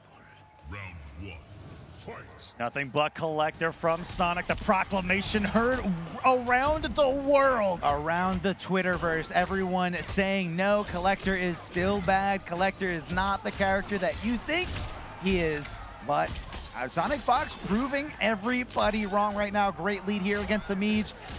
Kind of just trying to see if Semiij is trying to jump to avoid that mid command grab, because that's the only way you're going to be avoiding that mid command grab right there, as he just stabs Cassie Cage right in the chest there with those 2 knives, thanks to those extra arms, those extra limbs on his back. Oh, baby. And the unsafe but anti-counter poke set up there, too. That's just going to keep you guessing off of that down 1 throughout the rest of the set. And these are just the mind games on top of mind games that Sonic puts on the screen. Trying to anti-air a jump kick a little too maybe late on that stand 1 attempt. But Collector stand 1, I don't know if I've seen it as a real consistent anti-air, but hey, this is Sonic. Yes, it is Sonic, and a great teleport confirmation here. Gonna be going to a little side switch thanks to 1 amplification of a bar. Great blocks here back and forth, but Semiij getting a little risky, throwing caution to the wind and just jumping in as soon as he possibly can. The patience by Fox and then making the approach, but Semiij ready for it after the down 3, which there were mind games on top of as well. Oh, here we go. Massive crushing blow. Health lead now. Pretty dominant for Semiij outside of the forward 4, but without Yas Queen doesn't really have that strike from that distance, that reactionary punish that he had versus Dragon earlier on. Yeah, instead you're going to be seeing, a few more low shots, a few more zoning options, but a little questionable of a decision here, considering that Collector does have access to a teleport that can punish any zoning attempt that you try to put on the screen. So Semiij looking great, able to tie it up here 1 round apiece. SonicFox sweating a little bit here. This is where the only changes to Digital Soldier, the only real big ones are really going to come into play because she's not going to have that safe side switch guaranteed on block. Correct. That is a good thing to point out here. And what you're going to be seeing coming into play, a little low shot here. Cancel from SonicFox, but it doesn't go. Challenge here by Semiij. Semiij instead just backing up, knowing he had a life lead. Never mind. Kiss that life lead goodbye. Kiss those 2 bars goodbye. Breakaway. This is party time. SonicFox is going to find the knockdown here, and they're going to be able to just go for command grabs, go for string. But Semiij, with no fear, decides to wake up down 1, get the momentum shift, and just back off, possibly trying to just zone away. But I don't think this is the strategy to go for. And you know, after this match, I want to talk about something that really makes sense to think about Semiij and how he's had their struggles here in MK11 because of the systems that are kind of in the game. But let's not count him out just yet. What a pickup, tying us up here. Come with the low, but gets a little risky with the throw. All over his Sonic, easily going to the fatal blow. And here come the million stabs. At the highest possible level of Mortal Kombat 11, every single normal throw is a huge risk. Right there, Semiij willing to risk it all. And SonicFox just displaying a little bit of D-bag execution here, going for the throw as late as possible, making a statement. Something you said, I want to segue to what we were talking about earlier, where you said throw is such a huge risk. This game, Semiij throughout, MKX throughout, Injustice 1 never took a risk in his life. Here in MK11, the game itself almost forces you to take risks. It really does. Like even a throw, it forces you to take massive risks. Keep that in mind. And I think that's maybe what caught Semiij, a little off guard competitively. Could be. It could possibly be what caught him off guard. Oh, excellent tech there by SonicFox. And his hit confirmations have been absolutely wonderful on those dash ups into the 1-2. And here we go, a little command grab from the Fox, knocking him down, taking advantage of the Oki, but the slight delay from Semiij and waking up with those buttons. A little mistimed or not calculated correctly. Meaty from SonicFox was not able to stop it. Gonna go with the down 2 for a lot of damage here. And gonna continue the onslaught. The footsies, the neutral here from SonicFox, knowing exactly how to space out those normals.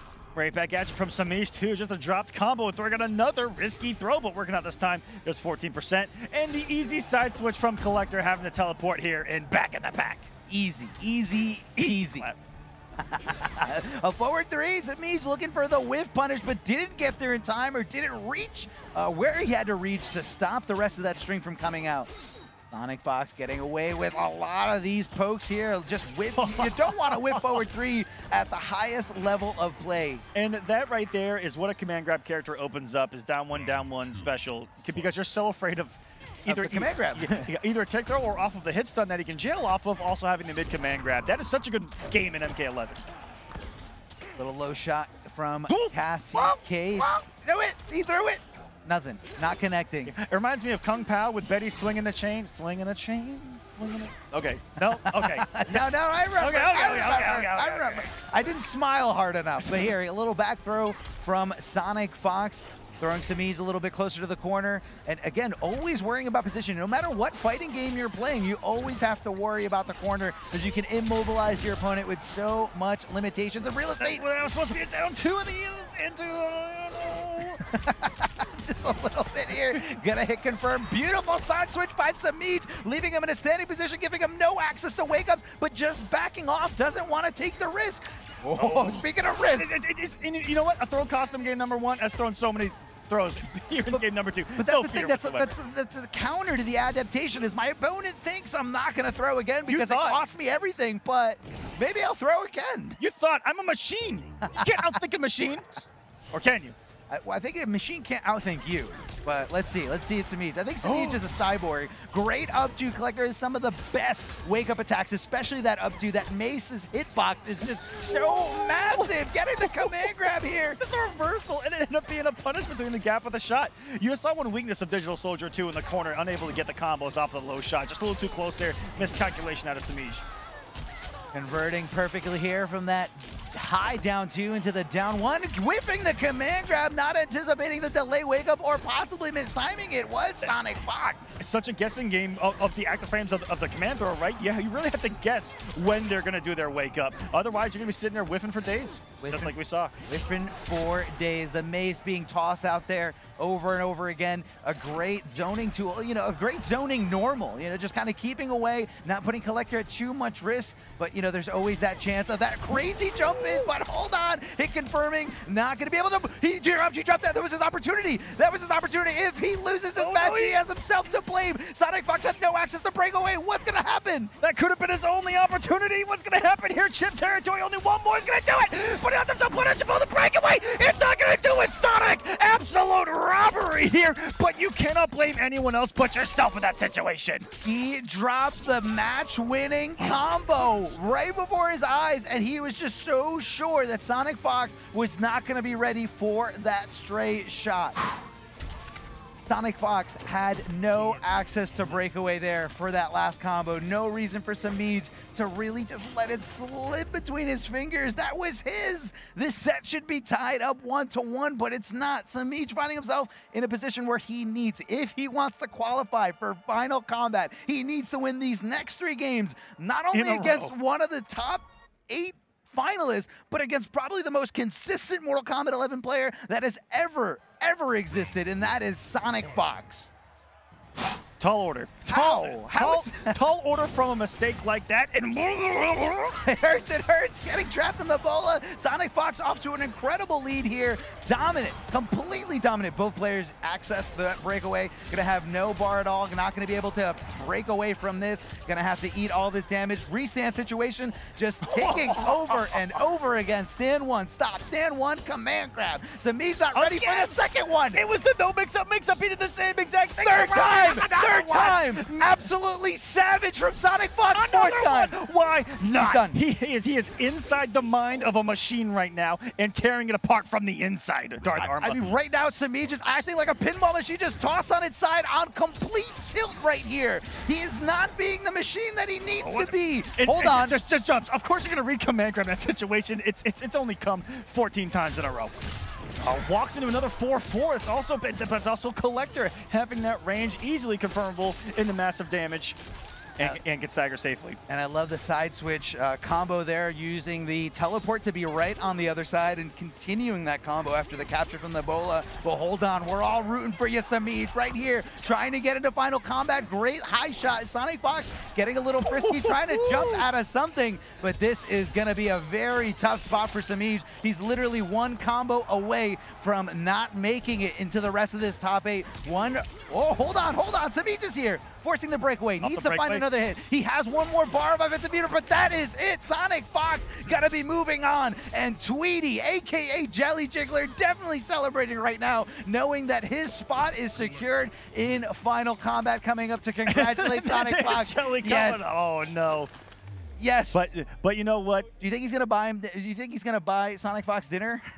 I don't know, but at the minimum, he owes him dinner. What a performance from Semiij still here in the final Premier stop to put on that kind of a performance. You know, when we saw the ups and downs throughout the pro competition, to get a little more consistent here at the end of it, he's going to go into last chance qualifier with a very high chance at winning. So it could not be completely over for Semiij just yet, and that's that's the beauty of last chance qualifier. You're right, but again, now he's finding himself. It's kind of like he switched seats with Tweety, and now no longer in the tournament and has to sit there and watch Combat, hoping Combat does not get second place or higher. And Combat down now in the losers bracket or lower bracket, whatever you guys want to call it, whatever Ed Boon wants to call it. Losers. Okay. He's got to be sweating. He can't do anything, and he's just got to be rooting for Combat's opponent. Yeah, I mean, even so, you're in. It's only going to be 1 seed difference no matter what. Maybe a little bit easier of a matchup potentially. There are going to be no easy matches at Final Combat. Let's call it what it is. Even being first has been said before, even by the likes of Mr. Jelly Jiggler himself, that being first, I mean, you have to play the winner of last chance qualifier. Scary. It is absolutely scary. I'd be frightened. Terrifying thought here. Now Splash going up against Combat. Like I said before, these guys are It's very the Battle of New York. Yes, Battle of New York City. Two of New York City's greatest players to play Mortal Kombat 11. Both players familiar with each other's playstyles, the strategies, everything they've learned together. How to become better and better. Although they are in separate teams, it doesn't matter. When it comes down to the one-on-one situation, it's just you versus the other opponent. They also did play at the only other tournament that Splash entered in the pro competition, and he took it over Combat 2-1. Yes. On the winner side of that, I believe, in top 16, if I remember correctly. There's a lot of brackets in the world, ladies and gentlemen. It's pretty hard, but I'm pretty sure that it happened right then and there. But I know that Splash did take it over Combat, and got to be feeling confident here against him. Yes, definitely confident. Whoa, I see. Hidden select, not even requesting a blind pick, which is the safer route because you could mess up the hidden select. But I see Combat locked in on Raiden. He has been playing Raiden since day one. I can actively say that he was messing around with Raiden a lot, even back at Combo Breaker. Yes, he was. He actually got him in the character auction tournament. Yes, I referred to that as the dollar store Raiden. He got him at the cheapest price to get into that tournament, and you know, there was some serious change in that tournament. A lot of people were paid. I paid like 4 times the amount for Kodal. Everybody paid 4 times the amount that Combat paid for Raiden, because as soon as Raiden was called in that character auction tournament, nobody's hand was up except Combat. Sure. Let's go. It'll be hype. They already took every other character I played. It'll be hype. Maybe Combat was just trying not to, you know, he's still a high school student, trying to just, you know. I believe he got a win there too in the auction tournament. I believe. So you mean a little? I think he got. He did good. Yes, he did good, because there were, you know, the difference between the auction tournaments, you had a little bit mix of, you know, a lot of different players. You have, you know, the more casual players. You have the competitive players. You even had Tyler Lansdowne, who works at NetherRealm, there in that auction tournament. So it was just a great, you know, mixed thing of everyone. Everyone was included in that auction tournament, as long as you had the green to back it up. Great times here. Okay, no Raiden. Combat just showing that he could pick Raiden, but it's going to be Gears. Pick Raiden. Let's be serious. What variation? Let's be serious. What variation? That was something I didn't hone in on as we come into game number 1 between Combat and Splash. Loser of this going to go out at 5th. Winner going to move on to top 4 and potentially beyond. Round 1, fight. It's about time. We're seeing Eternal Arma. Eternal, we're here. Going to be throwing up that sand clone. Now, once that sand clone does go up, he does have the access to amplify it like that, bursting into something. 12 on block launcher. And if it's hit, it goes into a combo. But he also has the option to teleport into that sand clone and switch sides with it. So, you know, just giving this character a lot more mobility than he's normally used to having. Although Frog Splash is always just a thing, no matter what variation you're using. This has also universally been a matchup that Gears just kind of don't like. Kung Lao is very annoying for Gears. Not a character that's easy to anti-air, and Gears. Whoa, good confirmation of Combat. Gears, not the easiest conversion off anti-airs, and the buttons versus the jump kick just not going to work out in his favor most of the time. But Combat playing as well, backing up, and we've seen so many Gearses of late utilize that backdash even more. That's going to be a big confirmation, and that could be game number 1, another robbery. Just a hit, bam, easy confirmation, and Splash. So good at doing that too. We saw so much against Scar in his last game. Yeah, he's a hit-confirming monster. Seeing that, going right into it, and accessing that finite resource, the Fatal Blow, no longer available for Splash for the remainder of this game. But, you know, if you have an opportunity to do so, do it. Because sometimes these Fatal Blows, where you want to access armor or just kind of throw those out there like nothing, aren't always going to hit at the highest level. But as I said that, I remember earlier, ArnKratos had a great wake-up Fatal Blow that worked against the best player in the world. That's right. Also, something we're going to talk about with that Eternal Gears has is the command grab that is also mid, very advancing, and has 60% corner carry every single touch. And let's talk about that crushing blow. Very specific requirement that he has to go. Yes, it's distance, but you definitely know every Gears player knows exactly what spot on that stage you need to connect that command grab in order to tap into that crushing blow. Well, not continuing the combo, but instead just kind of dashing forward, but Combat ready to swing with that launcher, that mid-launcher string that is safe on block, getting out of there. Now, this is again, like I said, this is the more mobile variation of Gears. He is able to move away as far away as possible as long as that clone is up. Great throw here by Splash, but like I said before, we are always risking things when we go for these throws. Great combo here from combat, but either way, even if he blocked it, it's a win-win situation for Eternal Geras there. And beautiful dive kick by Splash, and down two just against the breakaway, and it's still a combo. What is going on? That was like an OS on top of an OS, and just waking up with a fatal blow. We just talked about it. It's gonna work again. It worked again twice on this top 8 stage like nothing. And I think Splash thought, he calculated in his head, he said there's absolutely no way he's going for Fatal Blow because he doesn't have the health to withstand the hit if the armor even activates, but Splash didn't even go with anything that did enough damage. Gotta respect the risk right there and how many times he can hit with these explosions and pick up perfectly off of them. This is someone who's been playing Eternal quite a bit since the release, and in those plus frames, you're scared out of your mind of a 4-2, of something, of a 4-3, even from the distance, and just catching with that command grab that, again, is advancing in mid. Oh, so scary. And takes off a 4-2, completely changes Geras' game. Oh yeah, it does, it does. It is a game changer, and you know, that's the thing that's so special about this game is you can change up a character's playstyle just by switching over to the variations. Very minor changes, but you know, at high level, it's gonna change up strategies completely. Plus 12, but Splash ready to jump, ready to avoid that mid-command grab, taking him into the corner, keeping himself safe with that breakaway specific combo, throwing up that clone, ready to hit him with those mids. So smart out of Splash to get aggressive there, not letting Combat get the normal out. They knew that he was going to backdash and try to do a 4-3, either explode it or do a grab. And just like that, Splash going to take game number 1 in Combat, with they're trying to go so fast, the character's like trying to get out of here as soon as possible. And we saw on the winner's side too, he just wants to move along here, win or lose. Let's go. Phenomenal. That was a game-winning jump by Splash, reading the command grab. And I would say even more on top of that, the read on Combat when he put up the clone and backdashed, knew that he was going to get aggressive and try to follow it up with a lengthy normal, either 4-3, back 2, something, to try to generate that mix-up opportunity off of the clone, and he was the more aggressive in the situation and caught him before he could even do it. That was beautiful to me. What a call-out. Incredible call-out here. Splash getting really aggressive, and speaking of aggression, going to go risk that. Down to crushing blow, Splash had no choice but to break away right away because he didn't want to eat an entire combo, and we know the combo potential here from Geras. Maybe not so much in this variation, but still able to throw you in the corner and just oppress you with command grabs and command grabs, carrying him like a baby over to the other side of the stage. One of the coolest throw animations, I think, of all time. You just, the Here we go! He just into the corner, so helpless. Coast to coast in 4 seconds. So fast. 2 command grabs is all it took. I mean, when he's carrying the character, they just look so helpless, so pathetic to not be able to move from the grab. A forward throw here from Splash, trying to mix it up, not going with the obvious route with the back throw for the corner positioning, because he says, you know what, I'd rather stay away from this corner because I know how tough it is to deal with Geras, and I know that if I'm in the corner or anywhere near the corner, Geras' command grab is going to be doing a little bit more damage as the wall's going to come up at the end of the animation. 150 every single time, and it's such a beautiful knockdown that he can truly meet you. Can Geras in that situation and potentially just throw you again, mix you with some plus frames. Good patience there. This time out of Splash. Catching the counter poke on the orbital head to the corner. We go for Splash. Nice little pokes there with a down 4, that down back kick. Okay, yeah, just checking them. Again, not trying to take too many risks.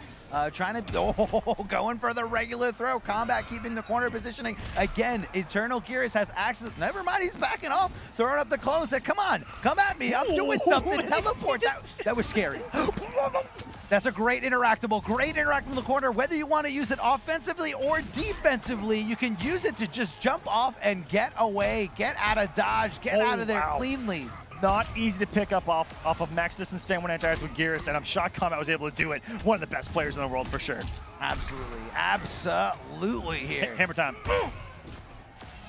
Throwing up the clone. What's he going to do? Again, and this is that scary situation of he can explode it, he can 4-3, he can dash up 4-2, mix up, dash up, grab, anything. Combat is in the driver's seat. Splash trying to get risky back at Combat with the raw fatal blow that worked earlier and tying things up.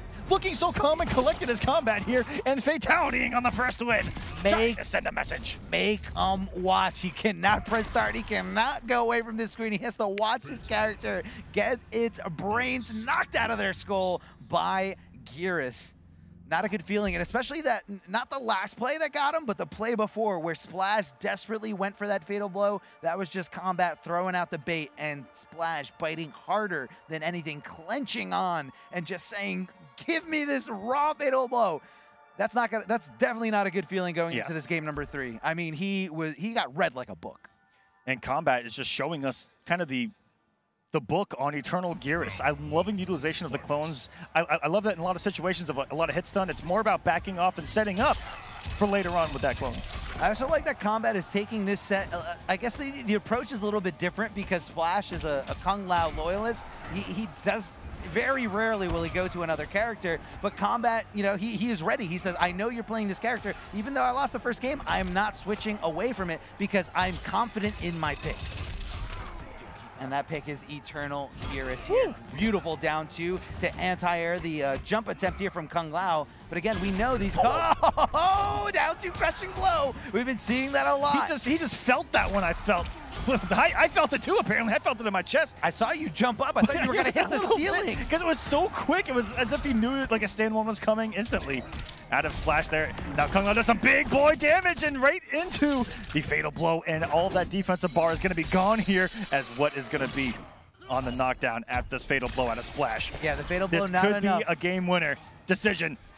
He's looking for daggers. Gets the throw, but not gonna be enough for the kill either. So we're gonna put ourselves in the same position again. I think Combat was willing to take that throw. What a play! What a smart decision there by Combat. He was willing to take the throw because he says, I know crushing blow is not on the table. I didn't fail a throw tech attempt. And I know that I have more than 14% left, so I can take a throw and still have one more guess, one more play to clutch this out. What really scared me there was the fact that it looked like he did wake up forward dash cancel throw, so he really meant it. He again, Combat just sticking with his guns.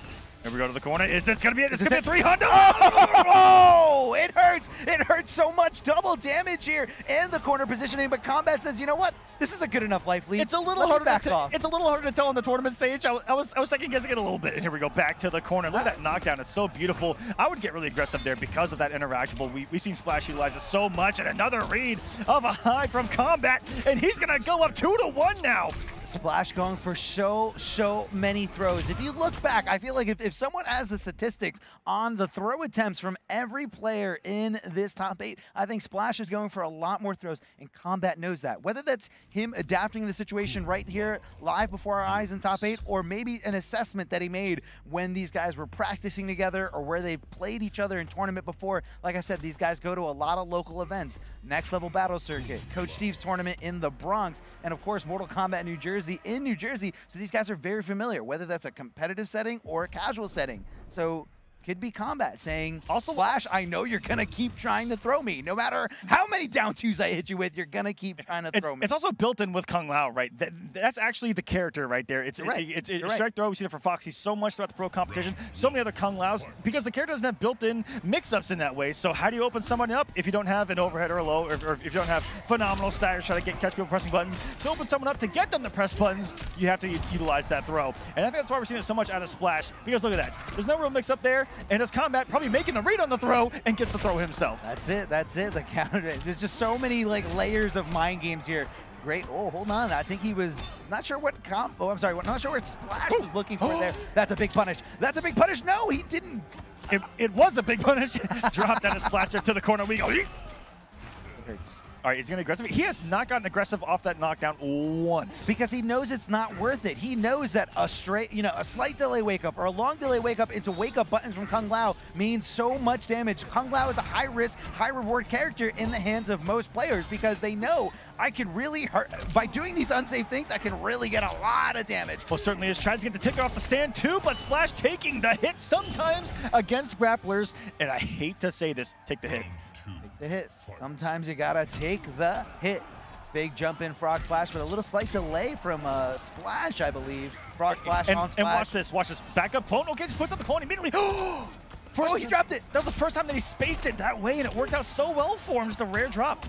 Gotta mix it up. Gotta mix it up. A lot of money on the line. Doesn't matter if you're in Final Combat or not. These guys want that money. They want that cash. They want to get paid. He took the hit again, and Splash is in the driver's seat to try to send us to another game, number 5 in this top 8. Splash's gameplay is so explosive right now. I mean, he can go from getting bodied. He can go from getting bodied to bodying himself, just putting Combat in a body bag right now. This is absolute mayhem. It's just swinging back and forth. He went overneath one of the most active fatal blows in the game. He knew. because of one of the best jump arcs in the game in Kung Lao. Just floats up there in outer space, in orbit, coming down for the jump kick that I think 9 times out of 10, any other character in that situation would have gotten sucked in. Well, yeah, Kung Lao does have a very floatier jump. You know, as you can see, he doesn't, you know, do a front flip or like a regular jump when he jumps. He actually does like a semi-side flip, which also adds to the mobility and the frustration of trying to anti-air him. The jump arc is a little bit lower, and you know he has access to the dive kick. So also, always guessing. Also overanalyzing the situation there, as we tend to do, as analysts. Sure. Did you think that also could come down to a factor of him avoiding the hitbox of the fatal blow for so long, and then coming down with the jump kick in time to hit him in what could have been residual armor of it, and him just not having enough health to take it by the time he got to the hitbox? I believe, possibly, but I think so many things gonna happen right there. No, I know. Yeah. I'm following you, and I think if you know, let's say for argument's sake that Combat did have enough health to take that, I don't think it still would have been active by the time that Splash got down there. I think so many things could have happened right there. We could be wrong. It was so rare, and that's what's beautiful about it. But I think the call out was perfect there from Splash. He's, you know, put Combat in that situation before with Gears, and he knows when Combat has Gears, he is willing to utilize that amazing fatal blow in those tiny little situations. And I love that. What he's doing there is he's loading up the crushing blow requirement. He's purposely missing that camera shot in order to get, you know, a restand and a meterless combo extender. And in a final game situation, Combat betting it all. And the 3 is the magic number on the whiff, right, to load that crushing blow here out of Showstopper Johnny. You're also going to see here out of Showstopper plus frames of that straight shot and grounded hit confirmable side switching launchers. Yes. Those are kind of the big differences between Outtake and Showstopper here. Yeah, and what Showstopper is going to have, again, a lot of unbreakable or unbreakawayable damage. Going to be killing his opponent while they're standing right there mercilessly. Beautiful dive kick. Hard to there it is. And there is the crushing blow. Going to be some big damage. And that was pretty much guaranteed. Off the launcher down 2, going to even on the breakaway get the kill. And with that health deficit, not worth putting yourself with no defensive bar going to the next round. Smart decision by Splash, but match point Combat in our second game 5 of this top 8. Yeah, and Combat, you know, utilizing the side switch, trying to buy himself as much real estate as possible because he wants to wiggle around as much so he can kind of anticipate the spacing a little bit better. Doesn't want to find himself in the corner against Kung Lao, especially because Kung Lao can tap into so much more damage when he gets those combos in the corner, especially with that incredible jump kick. What a hit here from Combat. And again, trying to sniff out that breakaway and leaving a little bit of damage on the table, but I don't think that's a good decision here from Splash to hold on to it. Oh, that's going to be good for him. Should be the breakaway coming from Combat. No, he's going to believe here, it looks like. Already a lot of damage there. Was his turn, and Splash, he kind of forced the buttons there with that slight movement in the backdash. Now this is very scary. I was about to say because he's got Fatal Pro ready to go. Noble Combat is going to move along on the loser's side. Guaranteed top 4 in a decisive game number 5, avenging the loss from East Coast Throwdown. And moving along against fellow New Yorker. Okay. New Yorker Splash. I'm not one, so I wouldn't know what the terminology is. That's okay. That's okay. You haven't met enough of them to hear it, and if you hear it, you just don't. It's okay. Yeah. You ignore it. Either way, Splash, you know, unfortunately, is going down to Combat. Combat with that clutch pick in game number 5, utilizing his right and his option to switch to another character. And he's a multiple character specialist, as you just saw right there, going from, you know, a very high level Eternal Gearus to Showstopper Johnny Cage. Johnny Cage was one of his first mains that he really came on the scene with, winning online NA East on the pro competition against SonicFox with Johnny Cage. That's right. So that is right. He's been winning with that character for actually quite some time, and one of the first to really burst onto the scene with the character still on display. You like to see that too, having that pocket character that's your tried and true. That's been there the entire time. So congratulations to Combat, moving along. Still not over yet. And guys, as a reminder, if any of you on the PlayStation want to play from home, sign up for the Challenger Series now. Multiple ways you can sign up. You can sign up through your PlayStation. I believe you can hit your little center button on your PlayStation. It'll take you there. Also, PlayStation.com. Hit tournaments. It'll take you there. Click Mortal Kombat. It says sign up. Yes, very easy to sign up from the in-game UI. All you guys have to do is boot up Mortal Kombat 11, your favorite fighting game. And of course, for more, you know, just to be up to date with more and more anything esports, be sure to follow NRS Esports on Twitter. Also, follow the action and you stay up to date on what tournaments are coming out, local events, major events, online events, everything fine and in between. Not just Pro Competition, all of competitive Mortal Kombat 11. Also, as a reminder, the Challenger Series is absolutely free. I just need to put that out there. Yes, It's absolutely free. Just sign up for it, play in Mortal Kombat. Very easy to do. I believe last time on the Challenger Series, you did get, you know, access to very specific prizes. Yeah, all about the Challenger Series. You got the wallpaper and a few other things to show everyone your competitive spirit. If you advance far enough, you can get into some money. It all depends on the stage that you get to. Guys, check it out. Once again, if you guys want to see the website, go to PlayStation.com, find tournaments, click Mortal Kombat 11. Everything is right there. And being able to access from the console and the tournament itself happening on the console itself, it's so easy. Easy peasy. Lemon squeezy. Okay. There you go. I like it. I like it. All right. I'm digging it. All right. All right. So up on stage, we have winners finals. These guys have not lost a set this entire weekend. But that statement is no longer going to be true after this. Somebody's going to be going down to the lower bracket, the losers bracket, the dingus brackets, whatever you're calling it. And they're going to be down to one last tournament life. Is it going to be ArnKratos all the way from Russia, or is it going to be NinjaKilla? I want to talk about how close this top 8 has been. There have been only 3-0s so far out of all of these matches. So many, the rest being 3-2, 3-1, has just gone to show how close this tournament has been. We saw the same thing in top 16. So many 2-1s, so many. And for that to just continue here in the top 8, it's what we wanted, it's what we expected. We're continuing to see the upsets. Here we go in the winners finals. Kratos drawing first blood too. Coming to play, baby.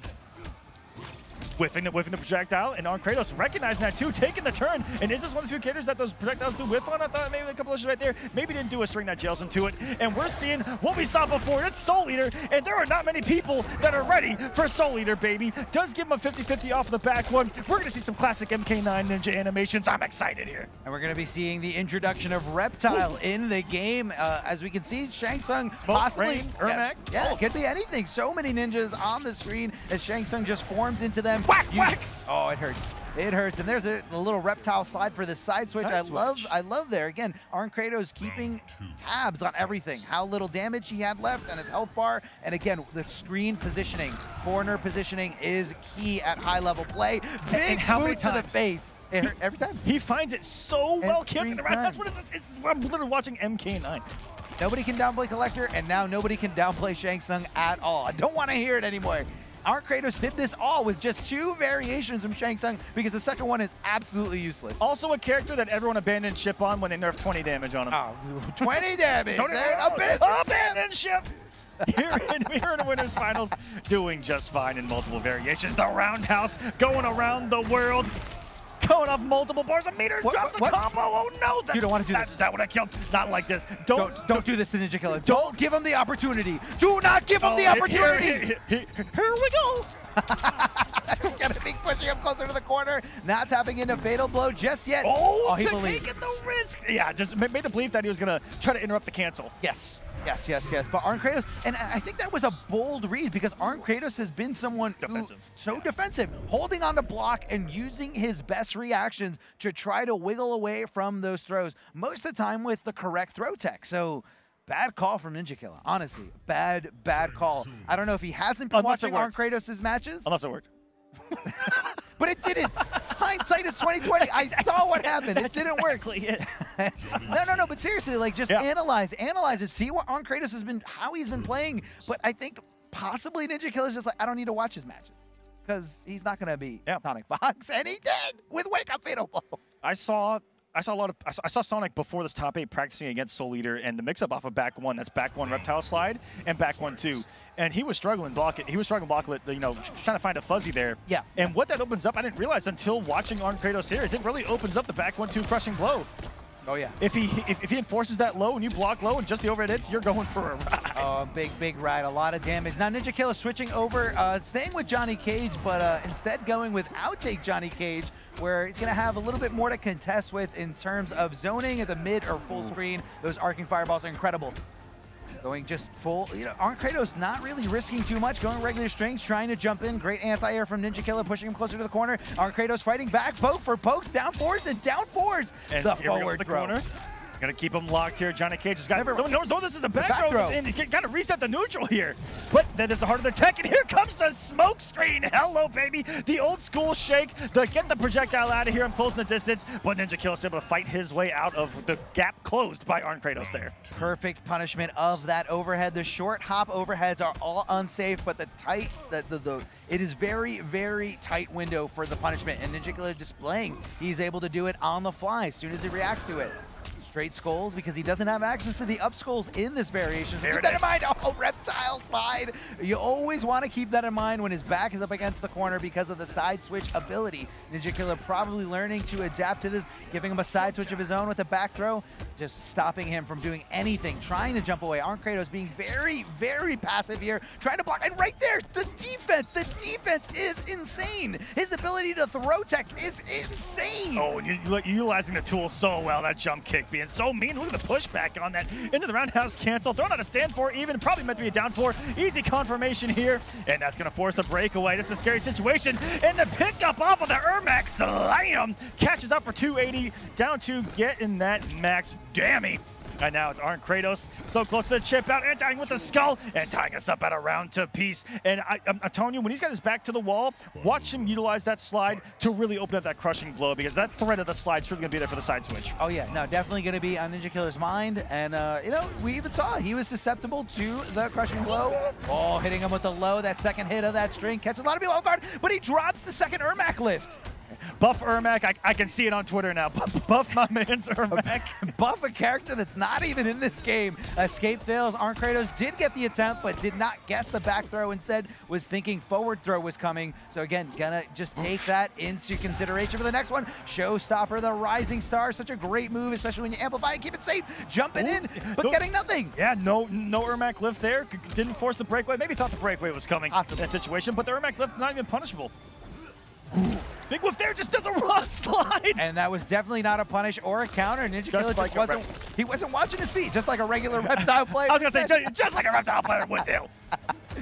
Hey man, slide was good. So ready for it again with the tech. You're talking about the defense of Kratos. I don't know how he's so good at this. Like you have to guess. I mean, there is reacting to it, but you have to know. And when you're in the mid screen, you don't know which way your opponent's gonna throw you. Oh, he bet it all. And I mean, 50-50. He bet it all. 50-50 right there. And he almost called out Ninja Killer to say, I've got you conditioned. And Ninja Killer said, you didn't say the magic word. Ninja Killer in control here, fighting back, getting on the board. Game number 3 here. The score is tied up 1-1, and I wouldn't have it any other way. These guys are going back and forth. The best of the best here from this weekend in winners finals. Big jumping kick from ArnKratos. Whack, whack, such a sick animation to see it resurrected. Thank you so much, NetherRealm. I'll be the one to say it. And blocking the over at first attempt off the back 1-2. Ninja Killer looking prepped, but look at this health deficit position that Kratos has put him in. Oh, here we go. Getting a throw. Going to be tossing him in the corner. Side positioning, very important. And regular just... there was even no tech attempt there from ArnKratos, as you didn't see the notification pop up. Coming in from downtown and closing up before he got that defensive bar.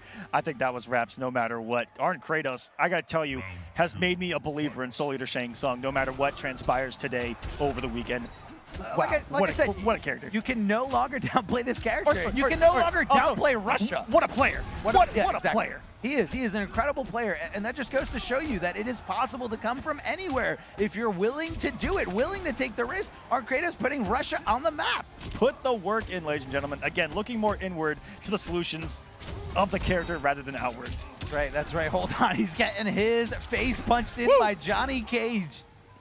Good answer by Ninja Killer here, as we are dead even in this winners finals match. The slugfest, man, going back and forth like crazy. A regular throw here, gonna keep him in the corner. The forward throw, ArnKratos. And look at Ninja Killer, how aggressive he gets, because right now he's sniffing out these pokes, and he knows as soon as I block down 4, it is my turn to swing, and I am gonna be coming in oppressive fashion. So ready for the jump kick. He said, I'm gonna have something active here before you even do the jump kick. It's getting anti-aired, and with no break away, Ninja Killer's response is pure aggression. And how scary is this young man when he turns up the heat? No pun intended on his main character. But wow, when he gets aggressive, it is scary to watch. It is. And, you know, and it's been, you know, Ninja Killa's Uprising is one of the most phenomenal and unique stories that have been out there. Ninja Killa, not an Injustice 2 player, but instead kept playing MKX because he loved the game, and everyone just kept saying... Pretty good game. Yes. I know you love it, Mr. Kodal, back one as a mid. Okay. Either way, Ninja Killa able to just kind of make a name for himself and show everybody, I love playing this game and I am one of the best. And everybody said, you know, he's only good because nobody else is playing. He's only good because nobody else is playing the game competitively. MK11 was announced. It's like, okay, this is a completely different play. The game, you know, is different from MKX. It's not going to reward all this crazy nonsense offense. Ninja Killa, first tournament, beats Legends, wins the whole thing. Silence. Silence, complete silence, and he was able to prove himself and show everyone that he has what it takes to hang with the best. I mean, a real Cinderella story when it comes to, you know, any fighting game player's lore. I mean, incredible. No story better than Ninja Killa jumping over the other side, being really, really aggressive and really doing a great job of opening up ArnKratos. Here we go, getting the back 3-4, the side switch. That's a risky string because everybody can interrupt that. It's scary, man. Everybody can interrupt that string, but you know, ArnKratos knowing exactly when to throw it out, knowing that that low is going to hit, but Ninja Killa waiting for his opportunity, not panicking, and even has the corner position. Ninja Killa on match point right now. A little too late on the meteors. ArnKratos giving Ninja Killa the time to wake up north, the kick in the north. Okay. A little juggle here, gonna be pushing him closer and closer, and just, again, so much damage just ticking away here. But we know the real damage from Johnny Cage is once that fatal blow comes into territory. You only make him stronger the more you hurt him, it feels like, against Johnny. So what I find is that you need to put yourself in a position where you can kill him, like get him right before fatal blow and then go for the kill. But Ninja Killa absolutely running with this, and the throw on that guy is going to do it. Breaking the back, and 2 grand finals on the winner's side is Ninja Killa here at NEC. Wow, what a performance. ArnKratos fighting tooth and nail, though, took it to him, and it was a couple decisions I found in with that game number 3 that could have changed everything. Yeah, I mean, a few decisions, and you saw Ninja Killa just adapting on the fly, whether that was him just kind of, you know, reassessing the situation, knowing exactly where those down 4 pokes were coming, and knowing exactly that ArnKratos willing to block, just keep blocking. And he exploited that very, very well. It was a couple of just micro decisions here or there that could have changed everything. And Ninja Killa, in those moments, that's kind of where he thrives, though, is outreading his opponents in those magical moments. And ArnKratos is going to go into losers finals, where he may have a rematch with Sonic, or he may have a matchup with Combat. We will find out here after this next match as we go down to the losers side. It is going to be SonicFox versus Combat in loser semis to set our losers finals. What a match! What a tournament! Oh no, this has been incredible. Again, you had everything. You know, you had the usual suspects, the usual guys in the top 8. You know, SonicFox made it in, Ninja Killa. Even Dragon got the top 8, even on the lower side or the loser side. Again, whatever you guys want to call it. And he's a loser to me. He lost. Okay, either way, let's not name call here from the commentary desk, because it's so easy to do that. I'm just saying, you know. We're just stating facts. Yeah. We're just stating facts. But, you know, ArnKratos, that outlier that nobody saw coming. Nobody. I don't even think ArnKratos knew that. I was talking to him before the tournament even started, and I said, you ready to go all the way? You ready to win this? And he says, no. Oh, come. I promise you gotta have that confidence, Kratos. But he didn't. He did it, but maybe that helps him. You know, yeah, everybody's wired a little bit differently. Some players strive in a competitive setting where, you know, they put the pressure on and they feel like when the pressure's on, I can deal with it better than anyone else. And some players crumble under the pressure. So sometimes they just kind of, you know, lay back. Yeah. Try to relax, try to breathe. Maybe he just doesn't think that far ahead, or doesn't want to think that far ahead, and just lives in the now, you know, in the match, one game at a time, one step at a time, and focused on SonicFox, and then focused on Ninja Killa, and now he's going to focus on the winner of this coming up next, and nothing more, and literally nothing more. That's it, nothing more. That's all you need. So ArnKratos watching very carefully. SonicFox sticking with their pick of Collector from all weekend, thanks to the tweets that they made throughout the past several weeks about Collector being amazing. This amazing character that everybody is overlooking. Oh, that's a big punish here from Combat. Gonna be doing down 2. No, leaving him standing. Perfect opportunity here. I don't think the sand clone is gonna last long enough here. Yes, it does go away after the throw animation. Going for the dick throw, and SonicFox ready to jump away, ready for this full combo punish. Oh, you wanted to get 15%? Well, for that, you're risking getting hit for 35%. Getting hit for about 350. Thanks, Massive Chef damage. Barrett. I don't know why Combat would go for a regular throw in that situation either, rather than the command grab that also corner carries. Hey, he went for the throw. He went for the throw, and SonicFox was ready. Hold on. There we go. Carrying him like a baby. Didn't get close enough for that crushing blow, but it's okay. Combat backing off, as we've seen. Down to stopping anyone. Oh, man. And you know, Combat had the space there that against everyone else in this top 8 was throwing out the clones. Against Collector, that 4-3 is a threat any single time, and you never know if SonicFox has the reaction. I'm not even going to say that you never know if SonicFox has the reaction Absolutely. to punish you for it. Oh, yeah, absolutely has the reactions. I mean, you know, they've been playing fighting games for a very long time, and, you know, that forward 3, even though it's not the fastest forward advancing mid, but it goes so far and it's so useful, so much utility here, and SonicFox demonstrating it perfectly right before my eyes, right before everybody. That's right. You almost confirm when you see something that's going to miss, go into the bola, you can just hold out the bola, cancel it, or you can just do the full string and be safe. I don't know about against Gears, though Sand Trap may be a punish for it, so we'll see the mind games that could be. Here, there's a short hop punish on the command throw. Sonic making all the right reads, and with no breakaway, drops the combo, didn't get the ender of all things, got the hard part of the combo with the down 1. Well, he dropped, I feel like, yeah, you're right. He dropped the easy part of the combo. Yeah, he hit the down 1. He hit the hard part of it. Either way, Sonic gonna go up 1-0 here. That Collector is looking mean. So mean. Absolutely devastated here is Combat. He's kind of just giving a little smirk. He wants to, you know, like you said before, try to get up there in terms of seeding for Final Combat as much, but also the closer you get to first place, the more of that pop percentage you get. That's right. And there is a lot of money on the line here for these players, so Combat doesn't want to go down. The fight wasn't over. Now, right now, he's highlighting Baraka. He has been known to play a little bit of Marauder, and Baraka does have some useful variations. Is he highlighting 3, Bone Picker, or... he is currently over Marauder. I know he has a Berserker as well. He actually really enjoys Berserker, but he said it's very specific. Very specific matchups, but it looks like he is going with Marauder. Now, Marauder's going to have some extended normals with down forward 1 and down forward 3, and of course the down forward 1 extending the jump in punch from Baraka to perfectly complement that jump in kick. Yeah, the drop kick that nobody wants to deal with. So let's see if Collector can deal with it. Beautiful punish here by SonicFox, knowing exactly. Now, the reason why that's tricky is because Chop Chop has 5 different intervals where you can stop it. And SonicFox, they were ready. They were ready for that first interval. You know, kind of breaking the status quo that Chop Chop is not punishable. Showcasing it here. Oh, big damage coming out of Marauder, though. Already coming out the crushing blow. The bleed is on top of the 370. Don't get hit again. It's going to feel like forever. And he's going to let that Chop Chop rip. So was it a guess the first time? Was it just a correct guess on one of the 5 intervals? And Combat was willing to take the test, knowing he's got a huge life lead, throwing out that forward 4, not committing to the forward 4-4, which is very, very negative. Hold on, SonicFox finding the opening, gonna be tossing him up. No breakaway, he decides, let me eat it. So risky. I think he thought that he was gonna eat a fatal blow there. Maybe. Oh, he reacted to it. He reacted to it. Combat looking for the down 4, and SonicFox says, eat this fatal blow. If you thought that I was gonna do it before, I'm just gonna do it to you anyway. You cannot escape long death. Oh, unfortunate for Combat. You know, I thought he started off great, despite getting punished for Chop Chop right out the gate. Oh my God. Oh my God, the up 2, maybe something that Combat did not take into the equation is that Collector is one of the few up 2s that will punish. You know, it goes really far too. Really far, really high. It's a good one out there. It's a good one. It's a good one. No one can downplay that.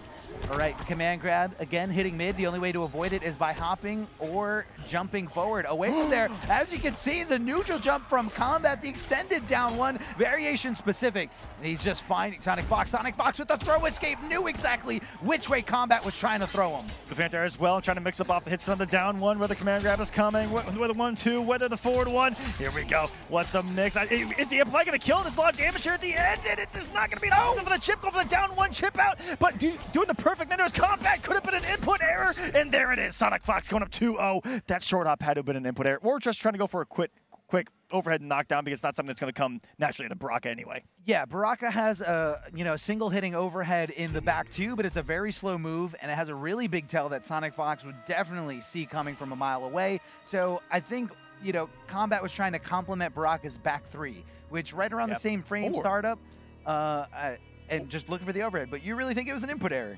Or went for a flawless block up 2. Could have done a flawless block up to, or maybe he thought command grab was coming and just wanted a short hop, get out of there. Who knows? But either way, it doesn't matter because Combat is down 2-0 against the greatest player to play Mortal Kombat 11. I did talk with Combat about if this matchup potentially happened, and he said he was really feeling Kotal Khan, seeing how Pillow did yesterday, and knowing how he plays Kotal Khan versus how Pillow plays Kotal Khan. Could come into play here, a little more aggressive on the command grabs. We'll see how it works out for Combat. Is a very competent Kotal Khan player. Yes. Let's see. And I believe he's going to be accessing Ascension, the first variation. Yes, the variation that has the command grab. You know, if you can't beat him, join him. Mid-command grabs for days. Both these characters are going to have them. Going to be hit confirming, launching up, trying to get the command grab, but gets it anyway after the breakaway. Now, SonicFox is in a bad position here. He doesn't have access to any wake-up attacks. He's just got to rely on his reactions. And the whip punish here by SonicFox. Walked back a little too far on the 4-2. I really love what I'm seeing out of Combat, though. A lot of Cordals, including myself, are a little too committed on his combos. Just doing the 4-1 command grab like he did also keeps it safe from the breakaways. If you overextend, can be punishable. When you try to enter combos in command grab, you'll see that a lot from Kotal Khan, but I'm loving the spacing from SonicFox already, and knowing the punishes on the whiff, sun discs, everything. There goes the breakaway, the walk up, and that's a scary position to be. How much mix-up is off of Kotal Khan's 1-2 is ridiculous. Flawless block up 3, but Combat finds himself in the corner. This is a bad spot. He needs to get out of there. Down 2. Hey, you got to get out one way or another. He whiffed. All he had to do was forward 2. He was whiffing forever. Oh no, what a mental mistake from Combat right there. Kotal's fatal blow goes nowhere and nowhere slow. Wow. Is what it does. But if you did a 4-2, 4-2, 4 into it, game blouses. Easily. I think he just didn't think he would get there. He actually could have just punished him and killed him, not even utilizing the fatal blow. Either way, you can't think about it. It's all in the past. Never happened. Restart. You can't change it, but hold on. A big punish here from SonicFox. Yeah, tell me. Committing to the con cut right there was making a read that SonicFox was going to make a read on the command grab. Layers. Read on the read of the read. That's right. I think you think I think that, but hold on. And you thought.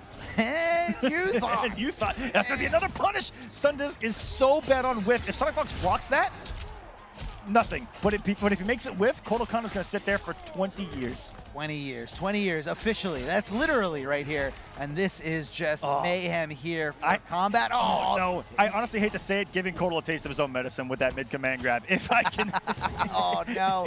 What is this? I mean, he hasn't played Kotal all tournament, and this was just a mop in here from SonicFox. I would have loved to see maybe one more game with that Baraka, but pure dominance here from SonicFox. I honestly thought he was going to get more aggressive with the command grabs. We didn't see, one? I don't think we saw one command grab in the very first round when the match started, and he went for the Oki 4-3-4, and that was it. Well, it's because he thought, SonicFox thought, that, I thought you were going to throw paper, but you're throwing rock, and it's guesses. When it comes to fighting games are like ogres. Like onions, they have layers. Ogres are like onions. Yeah. And fighting games. Yeah, fighting games are like ogres that are like onions. But are all onions ogres? You could also say that fighting games are like onions. Okay. A lot of layers, guys. A lot of layers. Or like a parfait. All right, so here is the breakdown of the top 8 bracket here at NEC. Of course, we have Ninja Killa 212.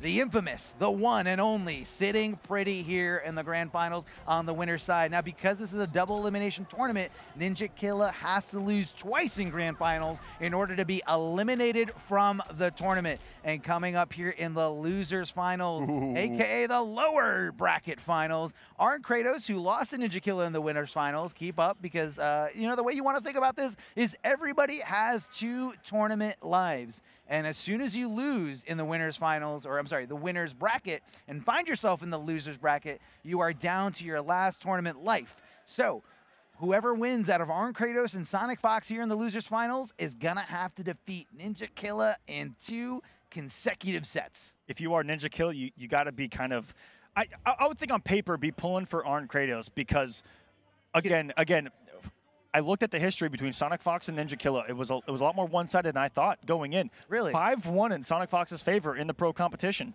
I mean, Ninja Killa was the one victory he did get was at DreamHack Montreal. Yes. But since then, SonicFox has gotten the run back at ECT. Yep. And, I think it's in Sonic's favor. Not only that, but, when you're in grand finals on the winner's side and you send somebody to the loser side, you are okay with come back to me. Come back so I can beat you again. But we've seen that turnaround. We saw that at CEO when Dragon defeated SonicFox, and SonicFox came back to reset the bracket and so win the whole tournament. in that situation, but it's going to be the run back between ArnKratos and SonicFox coming up next, ladies and gentlemen. But before we do that, we're going to be right back with our final break before the Ladies and gentlemen, welcome back. This is Mortal Kombat 11. The top 8 is almost done. We're breaking it down to losers finals and grand finals here. Only 3 players remaining. Those 3 players are Ninjakilla, who's sitting in grand finals on the winner's side. And in the losers finals, we have SonicFox going up against ArnKratos. In a matchup that happened in the first round of this top 8, the first match of this top 8 going 3-2 the distance, and it was the upset of ArnKratos over Sonic. It is statistically near impossible to defeat Sonic twice in the same tournament. Only a few humans on this planet can say that they've done that. That's true, that's true. And ArnKratos is going to try to do it here. And then it will be on Sonic if getting that to try to beat Ninjakilla twice, and again, that has been an epic rivalry of the ages. We'll get into that, depending on who wins here in this epic run back. Down to out of the sky, beautiful anti-air from the Fox, slamming him down afterwards with the command grab, and ArnKratos really getting tossed back and forth. Regular throw, SonicFox possibly trying to create the stipulations for the crushing blow requirement because we know how much damage it does, and Collector has access to it on both sides, but man, what a forward 3. Perfectly executed by SonicFox. Going through everything right there, and I'm seeing maybe a little bit of adjustments from Sonic from their winner's side match, stopping the jump kick early because we saw how much Kratos was able to get that established on the winner's side and really control the pace of the match towards the end of it in that game number 5. Oh, hold on, a little slam here. Getting caught by that stray low from the Collector. Not quite shipped out, and a miscalculation, a misspacing here on the up skulls from ArnKratos. ArnKratos, again, going with this Roylock variation, trying to possibly just create a little bit more distance between himself and his opponent, but we all know how well the Fox has been utilizing that teleport. You know, look at the spacing from both of these players. You know, SonicFox knowing his punishes at distances on those up skulls, and you see ArnKratos spacing out these normals perfectly. These two are playing such a great game of Mortal Kombat 11 between each other. Excellent stagger the forward room from Sonic, and here comes the command grabs. Are we even some loops? No, the up 3 says, I don't want to guess anymore. I don't. I just want the invincibility frames, the invulnerable frames, whatever frames you want to call it, to just get through anything my opponent is dishing out. What a punish. Did he just walk over to the side? He made it whip. He made it whip. He walked underneath it, entered the matrix on it. A little trade, definitely in ArnKratos' favor because of the down 4 has so much hit stun, getting a little bit of health back, but SonicFox just taking it all away and taking this game number 1. ArnKratos up against the ropes with Russia completely behind him. The world's largest country is rooting for ArnKratos to take down the best fighting game player to have ever existed. You can see the adjustments. You can see Sonic coming out at another level, it seems. And this is why it's so hard to defeat them twice in the same tournament. You've already given them all of this knowledge, and they have time to sit there, reflect on it, think on it, and possibly go back, lab it a little bit, and go, I got you next time. And just laugh it off. I mean, it's tough though. Even though you're going down to the lower bracket, I mean, you have to understand why you lost, and you have to keep playing all these tough opponents. It's not an easy thing to do. Slamming them down here and just stopping ArnKratos' attempt to jump out on Wake Up. SonicFox displaying perfectly how to keep your opponent grounded. Exactly, and has those options covered. He knows, knows what to do when they jump. If they're grounded, has so many options covered at the same time. Found that with Collector, certain strings cover the most options more, and that's kind of the difference between SonicFox's Collector and every other Collector out there. No one else is trying except SonicFox. I mean, I don't know. No, but seriously, there are 3 different wake up timings: normal wake up, slight delay wake up, and long delay wake up. SonicFox is covering all these and not letting them jump, not letting them get this crazy wiggle room at all.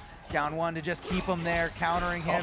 And ArnKratos possibly looking for a throw, possibly trying to jump out there. But SonicFox keeping his bases covered. That's going to be a big punish here. ArnKratos finding the opening he's been so desperately looking for. Up skulls to put him at full screen, but SonicFox just wave dashing his way in, getting the crushing blow throw. 31% later, and you're going to see the mix-up SonicFox is implementing off of stand one. So many times you saw command grab, and now trying to mixing things up with the forward one, really keeping Kratos guessing here early on. The early breakaway, just going to reset the neutral here at 4-4 range, and on command, here it comes, and Sonic swiftly 4 straight rounds and a 2-0 lead here in the run back, and this is almost what SonicFox is known for. Yes, absolutely known for just being able to come back from the lower bracket or the loser's bracket even stronger, knowing that more is on the line, the last tournament life available to SonicFox, because it's literally do or die. And SonicFox wants that money, wants that big chunk of the pop prize. Wow. This has just been a different match, it seems, from the winner's side. You know, it's everything going SonicFox's way. I don't know if it's just, you know, the information that Kratos gave him, and he's like, okay, I've got the answers for it, or if the mix-ups have just worked. Because sometimes it could just be as simple as that, of just doing things a little bit differently, and it works. Yeah, and again, we mean information that Kratos gave him as in, you know, as information that Kratos gave them as in, you know, not literally telling him, but showing the tendencies. Showing him what he's going to do. Yeah, showing the tendencies and seeing how ArnKratos reacts to things. How, you know, how he pressures, what he does here on this stagger, what he does there. And SonicFox with no breakaway is going to get some hefty damage here, and is, I would say, about 19 for 20 on that here in this top 8. So successful, very high success rate. Oh, look at what an anti-air there. It hurts. We haven't seen that all top 8, but SonicFox able to pull it off here. Aquaman just puking on the side of this commentary desk because he can't believe what just happened. That was a little nasty right there. I don't know what kind of mess you left on this floor, but either way, ArnKratos looking to shake it off, getting the back throw, corner positioning, and just looking for his opportunity once that mace whiffs. Great throw escape there by SonicFox, knowing exactly which way he was looking to get tossed. No solely to mix-ups have come either, and here's Sonic, again mixing things up, regular throw, command grab.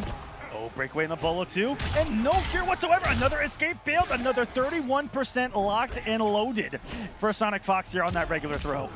It's insane. It is very scary, and you got to know because Collector does have the crushing blow on both forward and back throw, so you got to watch out. You can't play to or away from it. You just got to guess, and he corrects right. No longer on the table. Crushing blow is avoided here so far because of that successful tech, but it doesn't matter because SonicFox, no, not this time. Not going to work again in Sonic. 6 straight rounds, 3 over ArnKratos. Mercy! And he shows mercy! What an absolute savage! Does not care about ArnKratos' feelings, does not care about what's going to happen or what could happen because he's ready to chip him out, ready to just stop this reptile slide because why not? Let's do it! Oh, he tried to bet it all on the overhead, and Sonic moving along to grand finals. All right, ladies and gentlemen, I do have a massive update for you when it comes to the final combat. Something that we actually didn't see coming at all when looking at the points in that Semiij and Combat actually ended up tying for the 12th and final spot of the pro competition. So because there's a tie, what happens? How do we make this decision, Mr. Aquaman? There were 5 different tiebreakers. I forgot 4 of them because the first one's all that's going to matter. That's all that matters. The first tiebreaker is whoever placed higher at Evolution, and it was Semiij. Semiij actually gets the final combat spot over Combat in the Mortal Kombat Pro competition. So hopefully we're going to be seeing Combat at the last chance qualifier because he is too talented of a player to give up now. He can still qualify for Final Combat next year. And again, to break down Final Combat, you guys can know 12 players get there from the Pro competition points, 1 player from the Intercontinental Combat, which is Nivik, who won earlier this weekend. Yesterday. Yes, just yesterday. A little scheduling things, but you know, it's okay, it's fun. Liga Latino winner, the MK Clash from the Northern Arena, and I believe that was Dr. Stabs winning that up there in Canada. Sorry, that was a Canadian-only tournament. And the last spot for this top 16 is going to be going to the last chance qualifier. And man, what a brutal tournament that is every year for these pro tours, because it's it. It's do or die. You got to do it. You got to do it. And because it doesn't matter if you get top 8. It doesn't matter if you get top 5, top 3, top 2. All that matters is the winner of the last chance qualifier getting into final Here it combat. is. Tell me. SonicFox versus Ninja Killer. They have a long extended history on the pro competition, 6 matches overall. 5-1 SonicFox's favor. CEO, 3-0 SonicFox and 2-1 SonicFox. 2-1 on the winner's side, 3-0 on the loser's side. At Montreal, 3-0 Ninja Killer, and I believe it was the Devora pick out of Sonic in that matchup. If I remember correctly, I don't remember anything. You get Alzheimer's. That's okay. I'm but pretty you know sure. And it was in the same situation here where they did not play on the winner's side, and SonicFox is coming from the loser's side. I think this is Ninja Killer's best chance. Also, ECT, 2-0 Fox's favor on the winner's side, 3-2 on the loser's side, and online NA East, 3-1 Fox's favor. So they've been close here and there, but a hefty lead in SonicFox's favor. Although we do forget some of SonicFox's pick, you guys should not forget to sign up for the Challenger Series, especially because it is so easy, absolutely free, and you can do it by just accessing the Mortal Kombat 11 in-game menu from just booting up that PlayStation 4. Of course, PlayStation Gold is required for you to compete at a high level with all these other players, and you guys get access to so many things. So don't forget to sign up for the Challenger Series, and don't forget to follow NRS Esports to be up to date on that one-stop shop for all things competitive Mortal Kombat 11. Is Earthrealm flesh sweet or savory? What kind of sick-ass question is that? I must set its price. Grand Finals, here we go. NEC 2019, the final premier stop of the pro competition, and we've already got punishes on those advancing highs from Johnny Cage. Breaking away, utilizing those 2 bars, not going to have the mobility options, but you know what? Ninja Killer doesn't really wake up with the rest of them. Instead, relies on blocking and relies on his reactions. Relies on the options that the game gives them, those multiple different delay options, into buttons, into jumps, just utilize everything the game gives them. Like I said, that's what the top players do. That was a massive whiff on the down 2, and here comes Sonic on the prowl. So that was Ninja Killer sniffing out SonicFox's down 2 and not down 2ing himself fast enough, or it could be the fact that Collector lowers his hurt box when he does down 2, which makes his down 2 an incredible anti-air, which is what SonicFox has been utilizing this whole weekend. That's one of those mysteries. We'll have to send it to the Mortal Kombat Mythbusters, Armo. See if they can figure it out. Let's start it up. Somebody start that YouTube channel. Mortal Kombat Mythbusters, you guys are going to make a fortune, I guarantee it. Guarantee. Everybody's watching fighting games right now. Big jump-in kick here. Going with the show-stopper specific move here, and closing it out is Ninja Killer. Although he did have a rocky start against SonicFox, especially out the gate, SonicFox connecting perfectly with that full combo. Ninja Killer looking so strong right now. This is his tournament to win. He does have 2 tournament lives. He has to lose 2 sets in order to not make it out here. And hold on. Multiple times, Sonic just using the mobility to get out of the jump normal ranges and actually punish these jumps. We saw it back-to-back against ArnKratos and already picking up where they left off here in Grand Finals.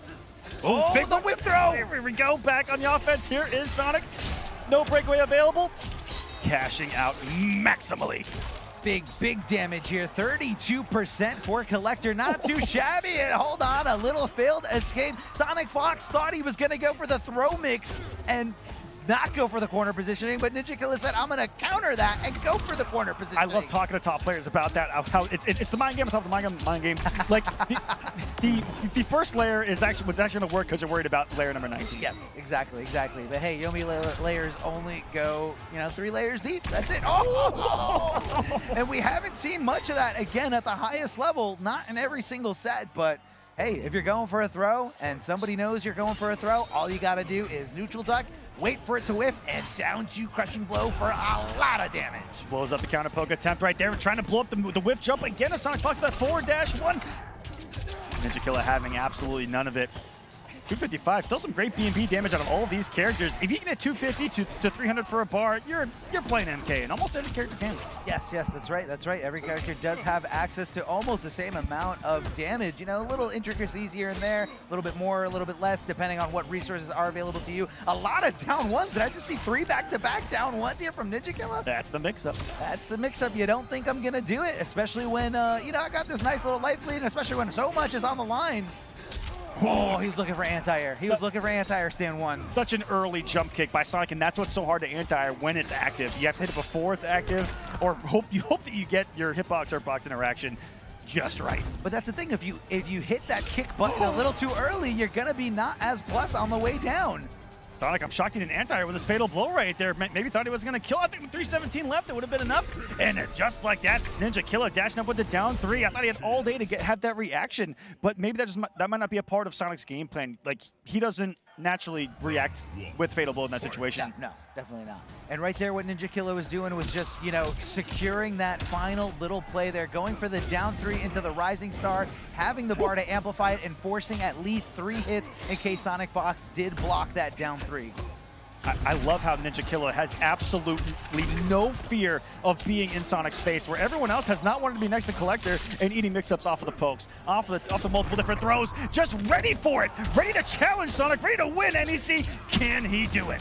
He absolutely can, especially if he keeps playing this well, knowing when that throw was coming, and SonicFox threw the round away there, just didn't want to deal with it, and instead right there at the end, looking to teleport out for round 2 positioning, but Ninja Killer completely denying those attempts and saying, you're staying right here in this corner. SonicFox teleports out of there anyway.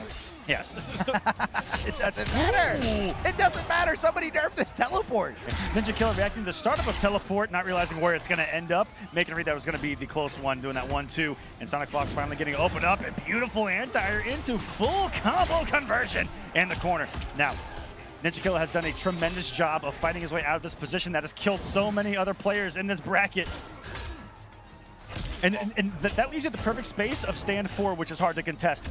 Collector. It is a very tough thing to contest, and really what Collector's trying to do a lot on your wake up. It's just all the mind games, the mind games. Here's the mace that I'm going to charge at you. Never mind, dash cancel, command grab. What did you think? What did you think I was going to do? That was beautiful. He's just sitting there holding that, canceled, and that's hard to react to. It's pretty quick. Again, 10 frames. So everyone's talking about it. If you can execute it perfectly there, just kind of minimize it, know exactly when to dash or when to cancel that dash, you get it out as soon as possible. That's what SonicFox is doing. SonicFox just ate 280 for the side switch attempt. Didn't do the far teleport. Ninja Killer's reacted to every teleport, it seems, with that 1-2, ready for the punishes of the close ones, even if he has to sacrifice, you know, potentially eating something in the long run of the far teleport. Slamming him down here. Oh, a big wake up 3 invulnerable frames for Ninja Killer to get past any of those normals. Jumping over to the other side for the corner switch, going for the mid command grab. Only way to avoid it is to jump. And that is so dangerous to do at the highest levels of Mortal Kombat 11. Getting right under the flawless block. Perfect flawless block by Ninja Killer, and all of a sudden, tournament point for the young man. He said, that's not safe. Not safe against me. Not safe when I got the skills and the even Sonic was a little shook right there. Oh, no, not an easy thing to do. Not an easy thing to do at all. Yeah, in order to fully execute that flawless block, you have to block as late as possible, and it is a very, very tough thing to pull within off. a 3-frame window, if I remember correctly. Yeah. Oh! It's disgusting. It's disgusting how good these players are. Master for Mortal Kombat from Ninja Killer, poised to try to take NEC. Look at the dominance so far early in this round. Will it be a 3-0? Does Sonic have a comeback in them? Let's see. A good start here. Standing position, no access to wake-up attack, but does not guess correctly on what to do afterwards. Possibly should have gone for the throw, but who knows? Ninja Killer could have reacted just like he did right there. The throw escape, poking back and forth. The perfect jump in, but doesn't get the full combo. And Ninja Killer just stopping it there with a down 1. Ninja Killer on match point right now. Tournament point right now. This is actually, I believe this is going to jump up Ninja Killer over a Fox and Grandpa, possibly over Tekken Master for your 3rd seed. What a jump from jumping in over halfway through the pro competition, or I think right at halfway. Yeah, I mean, that is insane because, you know, Ninja Killer wasn't at every single event, but every single event he went to, he performed phenomenally. Great throw there, but did get the failed escape. SonicFox not guessing the forward throw, but instead guessing the back throw. That is someone who knows the spacing of the game so well to know that jump in is going to whiff, even if it was an active jump normal, to get the throw on the wake up there.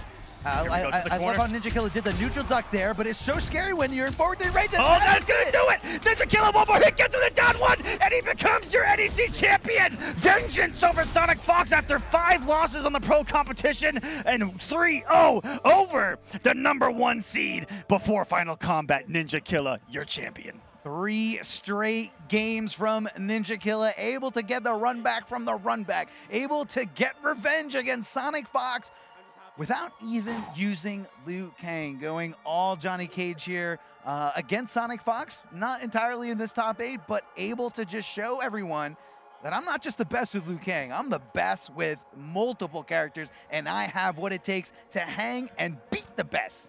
And the best is known as SonicFox, yes. But not today. Today, your winner is Ninja Killer. And also, Sonic, I would have thought that maybe a Switch would have come at some point, but it was all collector all the way through, and it was a phenomenal watching experience, a viewing experience. And for all of these players, so many variations that are coming to competitive kind of newly here. The more we get into it, post-patch, ArnKratos coming in here getting 3rd. Congratulations there, coming in here with Soul Eater and Warlock Shang, absolutely dominating the winner side bracket.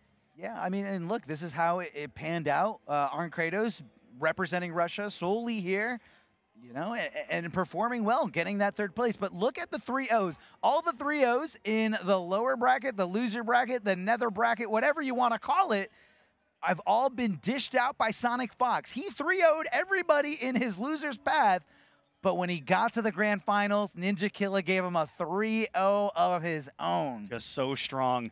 Congratulations to everyone in this top 8. You saw there in 4th. It's going to be combat, but that monumental point, how it worked out in the pro competition for Combat and Semiij to tie, and for Semiij to have that tiebreaker over him because of the Evo placement, because Evo was worth the most on the pro competition. Yes. I believe if it didn't go down to the Evo, like let's say for argument's sake that they somehow had the same placement at Evo, it would have come down to their overall placement in the offline events, and then for some reason, if those overall placements from all the offline events that weren't Evo, and if all those were the same, it would have come down to their placement in their online events, them both being from the East Coast of Northeast.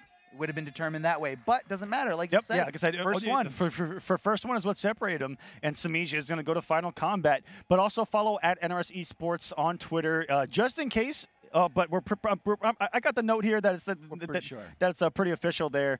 But yeah, just follow at NRS Esports anyway. If everyone in the chat can go and do that, it takes 5 seconds. I appreciate it, and so does everyone over there at NRS Esports. All things Mortal Kombat 11, all things competitive. Yes, everything from a local scale to a major scale to everything in between. You guys can keep up to date with NRS Esports. Twitter is just a great place if you're just an FGC fan at all. So much information there, whether you're looking for tech, beefs, or just how much fun all these offline events really are. You get a lot of evidence on there. You know, big shout outs to everybody out there in the Twitterverse. Yep. Once again, congratulations for Ninja Killer for winning NEC, an absolute threat going into Final Combat, if I may say so. Oh, yeah. And I believe with that victory, not official, unless I refresh this page. Hold on, watch this. On Smash GG, the points update live on the pro competition. It has been so helpful for us on commentary, all the staff here throughout the pro competition that it does update live. And Ninja Killer confirmed past Tekken Master for right now with 10 points. That is incredible. To be your 3rd seed going into Final Combat. That is incredible. Also because Tekken Master opted, because of where his placement was, and you know, he didn't have too much to risk for Final Combat, he opted not to go to East Coast Throwdown, and he also opted not to go to this weekend event, which was the last stop here on the Pro Competition Tour. Maybe that cost him the difference in seeding. Not too much, going from 3rd place to 4th place. Not a little too crazy. But if you look at it this way, because Tekken Master dropped down from 3rd to 4th, he is now going to be on the same side, you know. Potentially, yes. Yes. As the #4 seed, he's going to be on the same side as the #1 seed, which is SonicFox. So right now, going into Final Combat, 1 seed Sonic, 2 Dragon, 3 Ninja Killer, 4 Tekken Master, 5 a Foxy Grandpa, 6 Dizzy TT, number 7 Deoxys, 8 Hayate, 9 Rewind, 10 Scar, 11 Jelly Jiggler, and 12 Semiij. Semiij made it in there. Like I said, as soon as Semiij lost in the tournament, he pretty much switched seats with Tweety and said, it's out of my hands. Now, Tweety's the one that's no longer sweating. Tweety is in. I'm sorry, Jelly Jiggler is in. And Semiij on the sidelines, just waiting, just looking, trying to see, trying to find, just trying to make sure that Combat does not defeat SonicFox. And he didn't. That's right. He did not. He did not. So Final Combat is set. NEC is set right here. And I hope you guys have enjoyed all of the action here. I know I have. From start to end, I can tell you those pools were some of the most exciting pools that I've been a part of, just walking around, seeing all the upset faces, the surprises, everyone just going, what's going on here? The tears, the devastation. I mean, again, these guys, everybody who competes at a high level, it's unlike, it's the same thing as everything else. If you're really passionate about it, you put your time into it, you put your effort, you put your emotions, and it's hard. We've seen some upsets. We've seen it really destroy someone on the inside because you put so much effort into it and you want it. You want it so bad, and when it just gets away from you, it hurts, man. You remember what it was like competing. I know. It hurts. It does. A lot, actually. But, guys, I think that's going to do it for us here at Northeast Championship. Hope you guys have enjoyed the final premier stop of the Mortal Kombat Pro Competition. The Last Chance Qualifier is the final remaining piece. I believe League Latina as well. Be tuned in to NRC Sports for updates there as far as where and when LCQ is, and Final Combat on top of that. That's going to be what's coming up next. We keep telling you to follow it because that's where the information is going to be. It's pretty simple. Step 1, Step 2. But thank you so much from all of us here in Philly this weekend. Thank you guys for watching. And Miguel, it's been an absolute pleasure. Absolute pleasure is all mine, Mr. Aquaman. I can't believe we got to just commentate side by side this amazing top 8. So that's it for us this weekend. Guys, stick around. We got one more little break for you, but that's pretty much it.